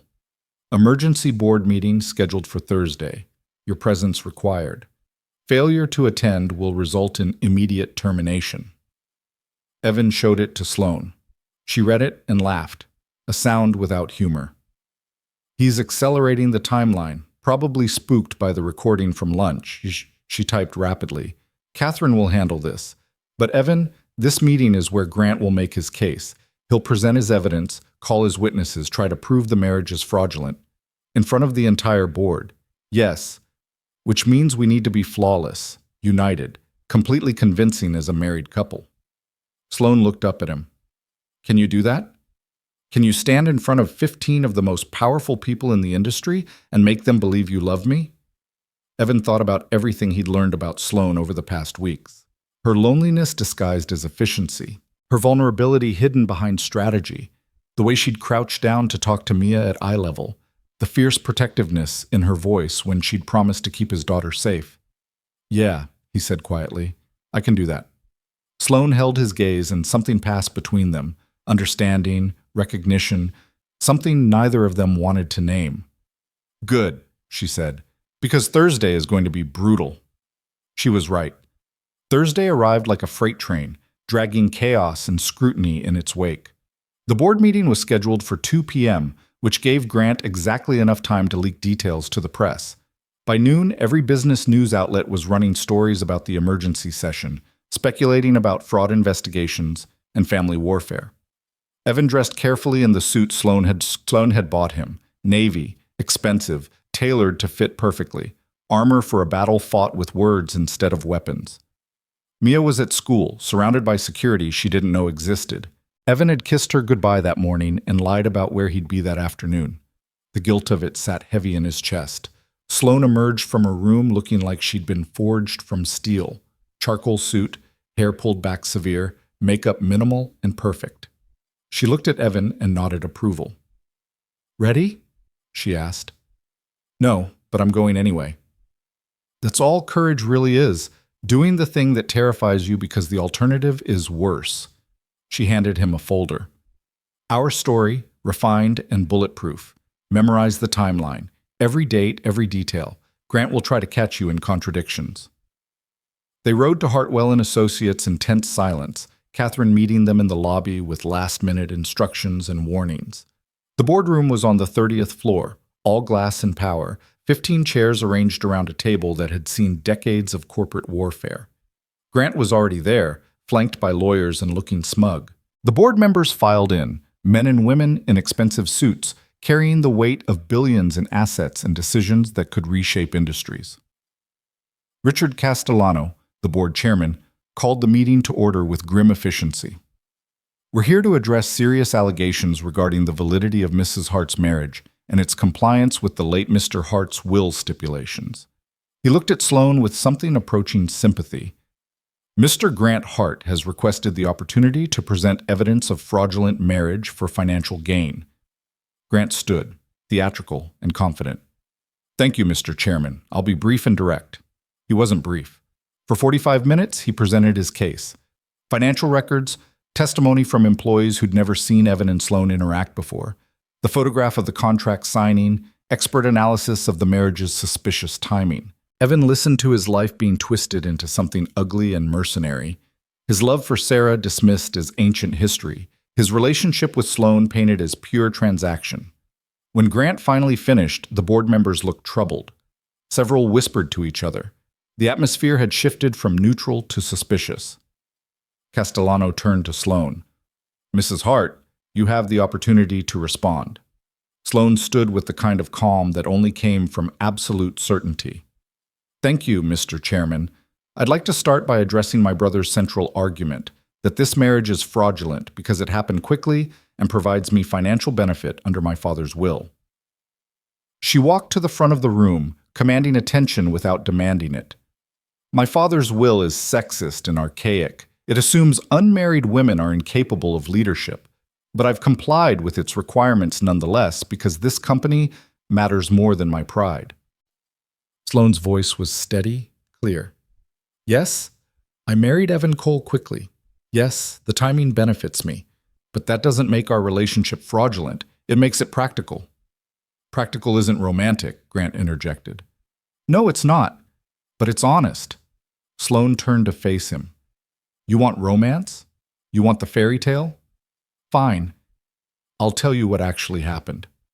She returned her attention to the board, and Evan saw her make a decision, to drop the corporate facade and speak like a human being. "I met Evan in a hallway at 11 o'clock on a Thursday night. I was working late because that's what I do. He was working late because he had no choice. Single parent, crushing debt, desperate to provide for his daughter. We literally collided. And when I dropped something valuable, he returned it without expecting anything in return." Sloan's voice softened fractionally. "That kind of integrity is rare in my world. So I noticed him. And when my father's will forced me to consider marriage, I thought about that moment. About a man who chose honor over easy money." She pulled out her phone, projecting messages onto the screen behind her. Texts between her and Evan, awkward and honest, building a relationship in fragments. "Is this conventional? No. Is it romantic in the traditional sense? Probably not. But it's real." Sloan looked directly at the board members. "I married Evan because he's honest and kind and makes me want to be better than I am. The fact that it also satisfies my father's outdated requirements is just convenient timing. The board members were listening now, actually engaged rather than dismissing. Grant stood again. That's a lovely story, Sloan, but I have evidence that contradicts it. Specifically, I have a recording of you attempting to bribe my husband, Sloan interrupted, offering him $500,000 to abandon me, threatening his daughter, admitting to surveillance and coordinated attacks on our marriage. She nodded at Catherine, who played the audio from Evan's lunch with Grant. The board members' expressions shifted from skeptical to shocked to angry as they listened to Grant's threats and manipulations. When the recording ended, the silence was absolute. That recording was obtained illegally, Grant said, but his confidence was cracking. No, it wasn't. New York is a one-party consent state. Evan had every right to record a conversation he was part of. Catherine's voice was surgical. What we have here is evidence of attempted extortion, intimidation, and misuse of company resources for personal vendetta. Castellano looked at Grant with barely concealed disgust. Is this true? Did you attempt to bribe Mr. Cole? I was protecting the company. You were protecting yourself, Sloane's voice cut like glass. Because you know that if I retain control, your free ride ends. Your expense accounts, your unearned bonuses, your ability to coast on the Hart name while actual leaders do the work, all of it disappears. She pulled up another document, the European acquisition Grant had overseen, the one that lost $40 million. Speaking of protecting the company, let's talk about this disaster. The official story is market conditions, but my investigation found something interesting. Sloan highlighted specific transfers. Money moved through shell companies, kickbacks to individuals with connections to your personal accounts, timing that suggests insider trading. Grant's face went pale. That's speculation. That's evidence I'm turning over to the SEC. Sloane's smile was cold and final. You want to destroy my marriage? Fine. But I will absolutely destroy your freedom. The board erupted in shocked whispers. Castellano called for order, his expression grim. This meeting is adjourned pending full investigation of both allegations. He looked at Grant. You're suspended from all company duties effective immediately. Legal will be in contact.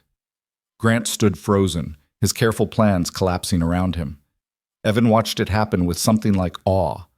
Sloane Hart, absolutely devastating in her precision, using Grant's weapons against him with ruthless efficiency. The board members filed out, several stopping to shake Sloane's hand to offer quiet support. Grant left without speaking, his lawyers trailing behind like mourners at a funeral. When the room finally emptied, leaving just Sloane, Evan, and Catherine, the tension broke. That was incredible, Catherine said. Brutal, but incredible. Sloane sank into a chair, the adrenaline finally wearing off. Is it over? For now, the SEC investigation will take months, maybe years, but Grant won't be challenging the will anytime soon. Catherine packed her briefcase. You two should celebrate. You just won. She left, and Evan moved to sit beside Sloane. You okay? He asked. I just destroyed my brother's career, possibly his life. Sloane's voice was hollow. I should feel victorious. Instead, I just feel tired. Evan took her hand without thinking about it, her fingers cold and trembling slightly. He gave you no choice. I know, but that doesn't make it easier. Sloane looked at him, and Evan saw exhaustion and relief, and something else he couldn't name. Thank you for standing with me, for not running when things got ugly. Where else would I go? Evan said, and realized he meant it. They sat in the empty boardroom, holding hands like actual partners, and Evan felt the careful walls they'd built between them start to crack. This was supposed to be temporary. A contract. 1 year. But looking at Sloane, vulnerable and strong, damaged and determined, Evan wondered if they'd already crossed a line neither of them could uncross. His phone buzzed, a text from the school.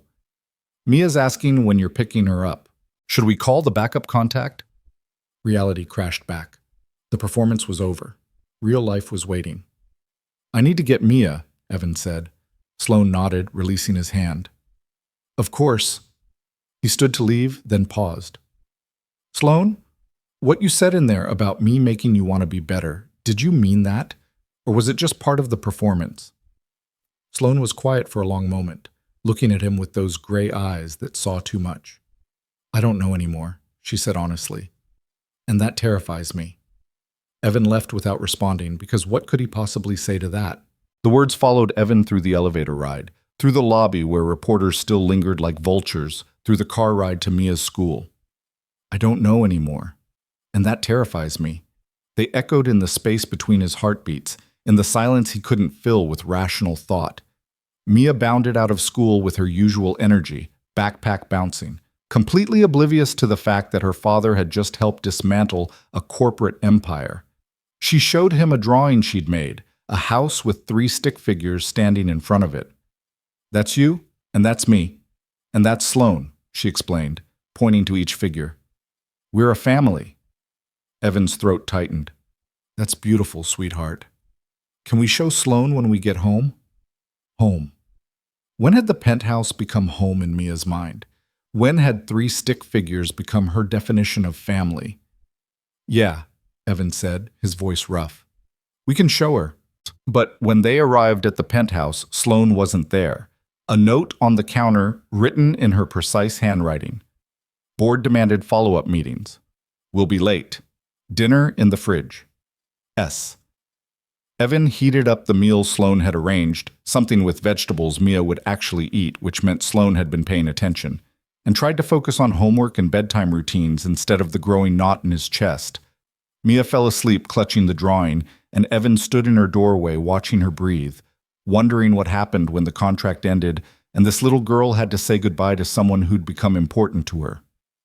He was still standing there when he heard the front door open. Sloan appeared in the hallway, looking exhausted and beautiful, and completely undone in a way he'd never seen before. Her hair had escaped its severe bun. Her jacket was gone. She looked human. Hey, Evan said quietly. Hey. Sloan glanced at Mia's sleeping form. How was she? Good. She made you something. Evan retrieved the drawing from Mia's nightstand, handed it to Sloan. She stared at the 3 stick figures for a long time, her expression unreadable. She drew us as a family, Sloan said finally. Yeah.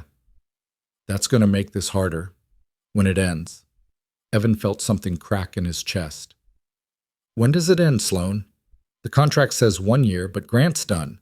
The board voted to challenge the marriage clause in the will. You've already won. The legal team says we need to maintain the marriage until the will contest is fully resolved. Another 6 months, maybe 8. Sloan set down the drawing carefully, like it was made of glass. But you're right. The immediate threat is gone. They stood in Mia's doorway, not quite looking at each other, the space between them charged with everything they weren't saying. We should talk, Sloan said. Not here. They moved to the living room, the city lights painting shadows across the floor. Sloan poured 2 glasses of wine, handed one to Evan, then stood by the window like she always did when she needed distance. The board meeting today, she began. What I said about you making me want to be better, that wasn't just performance. Evan's heart rate kicked up. Sloan, let me finish. Please. She took a drink, gathering courage. I've spent my entire life being strategic. Every relationship calculated, every interaction measured for maximum efficiency. Emotions were weaknesses to be managed, not experiences to be felt. She turned to face him. And then you walked into my office and refused $500 because it felt wrong to you. Not because it was bad strategy, but because it violated some internal code I didn't understand. That's just basic decency. No, it's not. Most people would have taken the money and justified it. But you couldn't, because you're fundamentally good in a way I've never been. Sloan's voice was raw, honest. And living with you these past weeks, watching you with Mia, seeing how you navigate the world with kindness instead of calculation, it's made me realize how much I've missed by being this person I've built myself into. Evan set down his wine glass, his hands shaking slightly. What are you saying? I'm saying I don't want this to end. The words came out quiet but firm. I'm saying that somewhere between the contract signing and right now, this stopped being fake for me. And I don't know what to do with that. The admission hung in the air between them, vulnerable and terrifying. Evan crossed the room, stopping just close enough to see the fear in her eyes, the hope she was trying to hide. You think you're the only one? He asked quietly. You think I haven't noticed that when you smile at Mia, it's genuine? That when you defended me to Grant, you were angry for me? Not just for the strategy, that when you promised to protect my daughter, you meant it. That's different. It's not different. It's the same thing I've been feeling. Evan took her hand the same way he had in the boardroom, but this time it wasn't for cameras or witnesses. I came into this expecting ice. Instead, I found someone lonely and brilliant and brave enough to fight for what she deserves. Someone who learned how to fold napkins because it made my daughter smile. Someone who texts me at midnight to make sure I ate dinner. Sloane's eyes were bright, almost wet. This wasn't supposed to happen.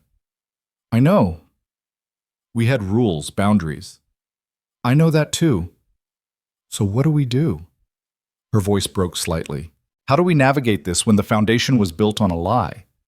Evan thought about the question, about everything that had brought them to this moment: desperation and opportunity, fear and courage, performance and reality bleeding together until the lines disappeared. We stopped lying, he said simply. To the board, to the lawyers, to everyone else. Fine, we maintain the timeline. But between us, we're honest. We figure out what this is without the contract dictating it. And if it doesn't work, if we try this for real and it falls apart? Sloane's fear was evident now, raw and exposed. Mia gets hurt, you get hurt, and you have to feel something real instead of just calculating outcomes. Evan stepped closer, close enough to see the individual flecks of silver in her gray eyes. I know that terrifies you. It terrifies me too. But Sloane, I've been surviving for 3 years. Just surviving. And these past weeks with you, even with all the chaos and corporate warfare, I've been living again. Sloane looked at him like he was a puzzle she couldn't solve, a variable she hadn't planned for. Then she kissed him. It wasn't calculated or strategic. It was desperate and honest and full of everything they'd been holding back. Evan's hands found her face, her hair, pulling her closer. Sloane's fingers gripped his shirt like she was afraid he'd disappear. When they finally broke apart, both breathing hard, Sloane's careful control was completely shattered. I don't know how to do this, she whispered. Real relationships. Feelings without strategy. Neither do I. My last relationship ended in a hospital room. Evan rested his forehead against hers. But maybe we figure it out together. No contract, no performance. Just us. Just us, Sloane repeated, like she was testing the words. Then she smiled, genuinely smiled, and Evan felt something in his chest unlock. They spent the night talking, really talking, sharing histories and fears and dreams that had nothing to do with corporate warfare or marriage clauses. Sloane told him about growing up in her father's shadow, always second best, always fighting for scraps of approval. Evan told her about Sarah, about grief that felt like drowning, about the terror of being solely responsible for another human life. Somewhere around 3 a.m., curled together on the couch with the city lights as their only witness, Sloane asked the question that had been hanging between them since that first night.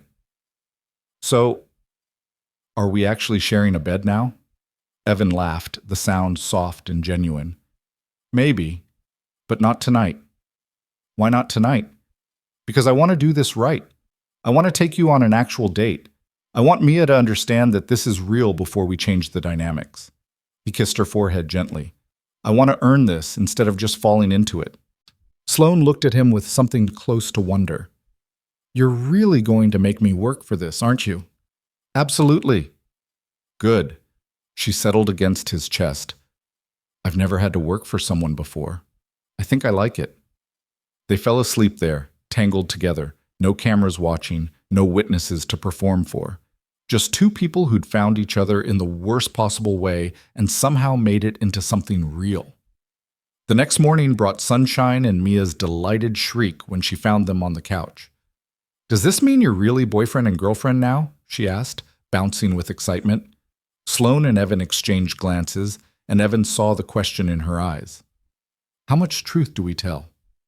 Yeah, sweetheart, Evan said. We're really together now. Finally, I've been waiting forever. Mia climbed onto the couch between them. Can we have pancakes? Families have pancakes on Saturdays. Families have pancakes, Sloane agreed, and the word families sounded different in her mouth now, softer, hopeful.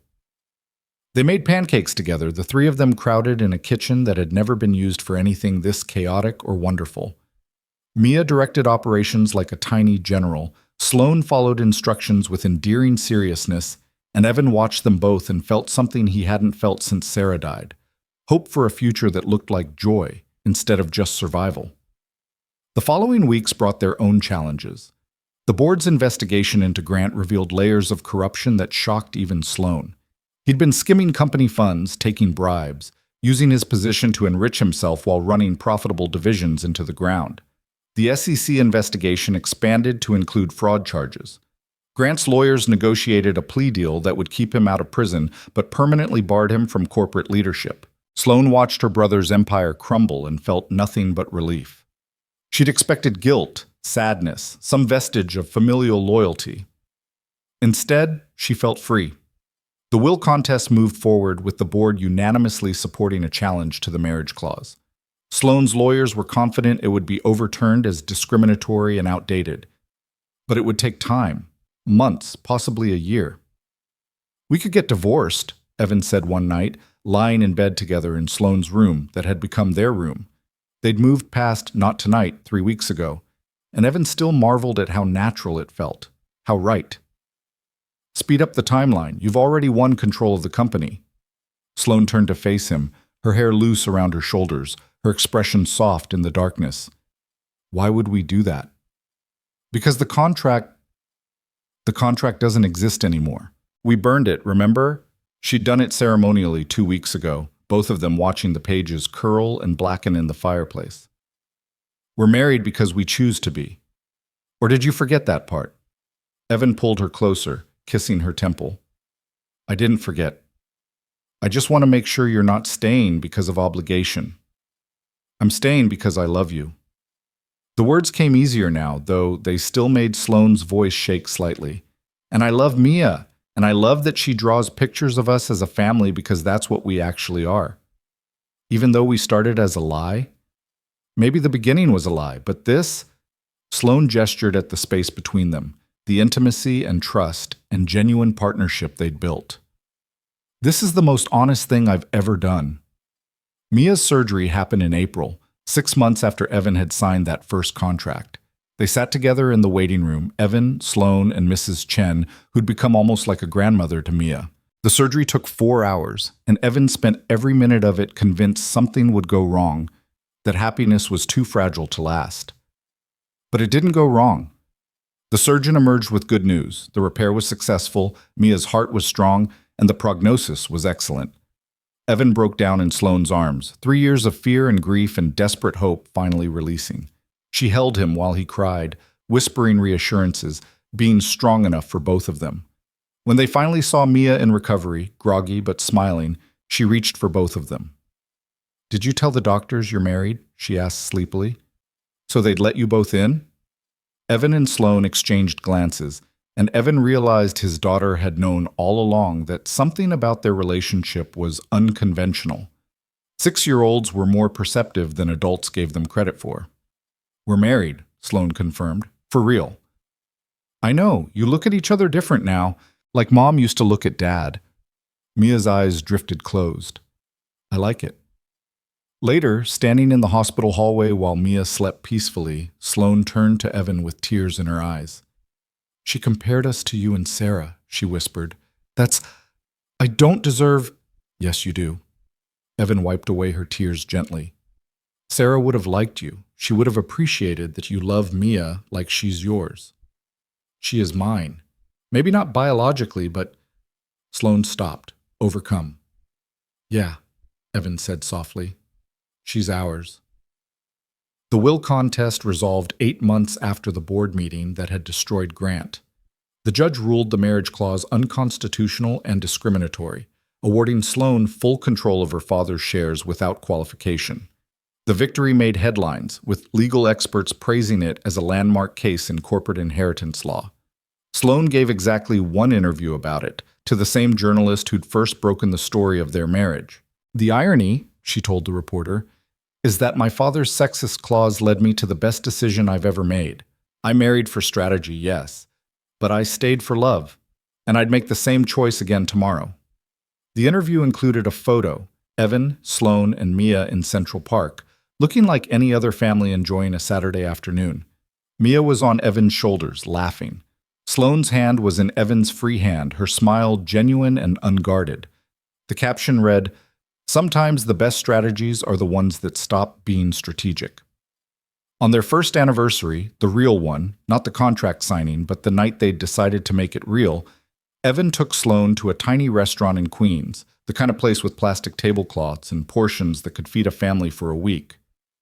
"This is where Sarah and I had our first date," he said as they settled into a booth. "I wanted to bring you here because—" He paused, gathering courage.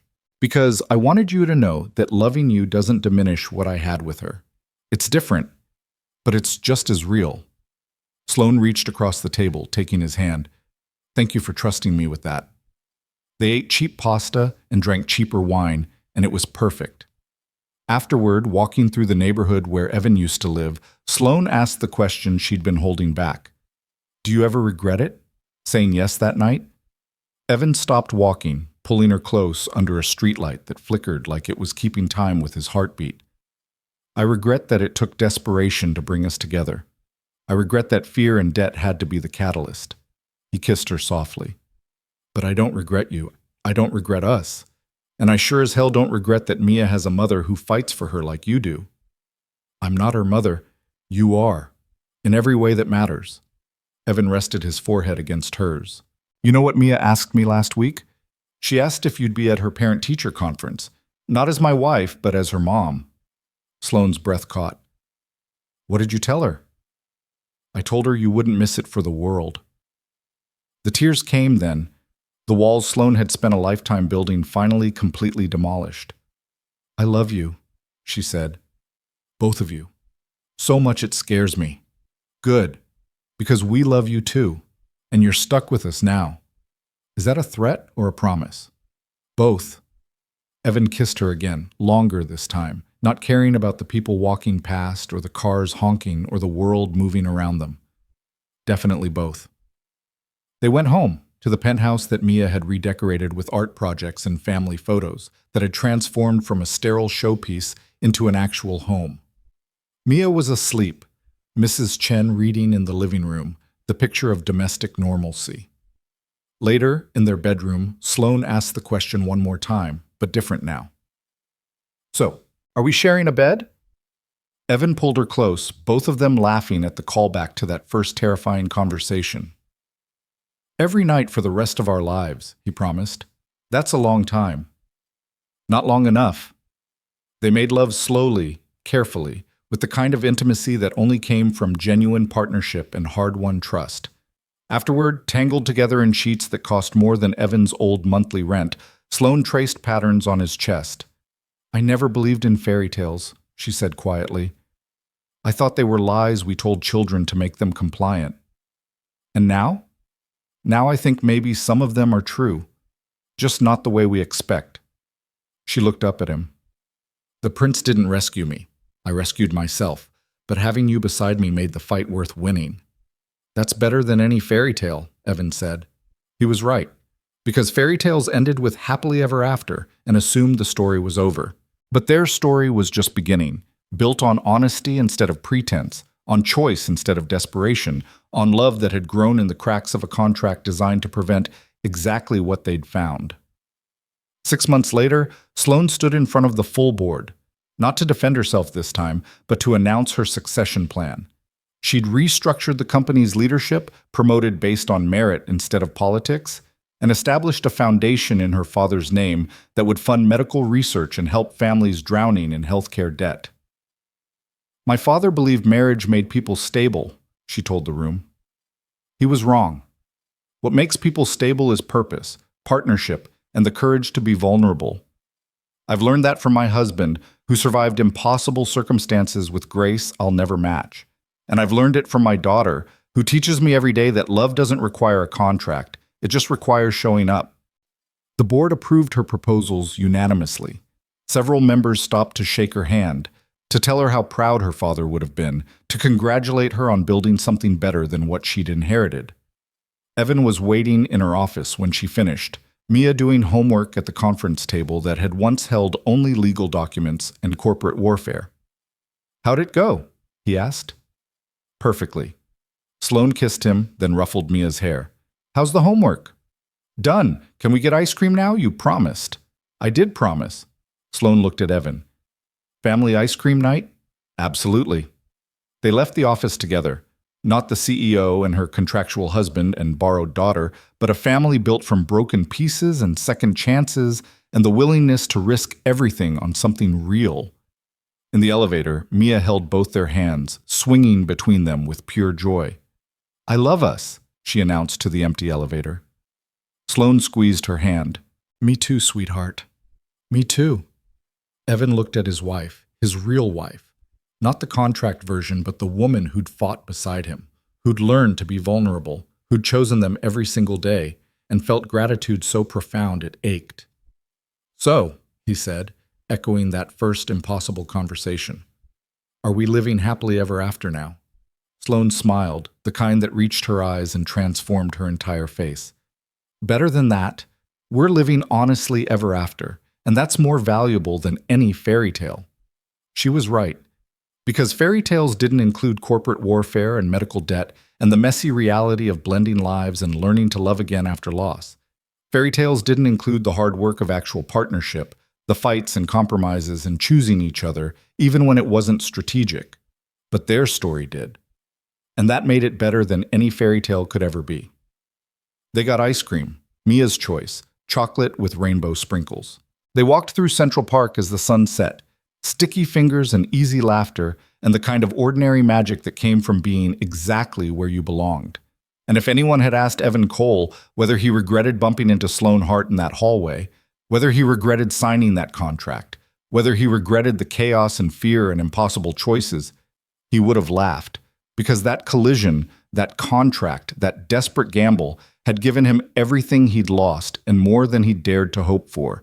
It had given him a partner who fought beside him instead of for him, a daughter who finally had the security and love she deserved, a future that looked like joy instead of just survival. And it had given Sloane Hart, ice-cold executive prodigy, corporate warrior, lonely fighter, a family that chose her not for strategy or benefit, but simply because she was worth choosing. They walked home together as the city lit up around them, three people who'd found each other in the worst possible way and made it into something beautiful. No contract, no performance, no pretending, just love, honest and hard-won and absolutely real. And that was the best ending of all.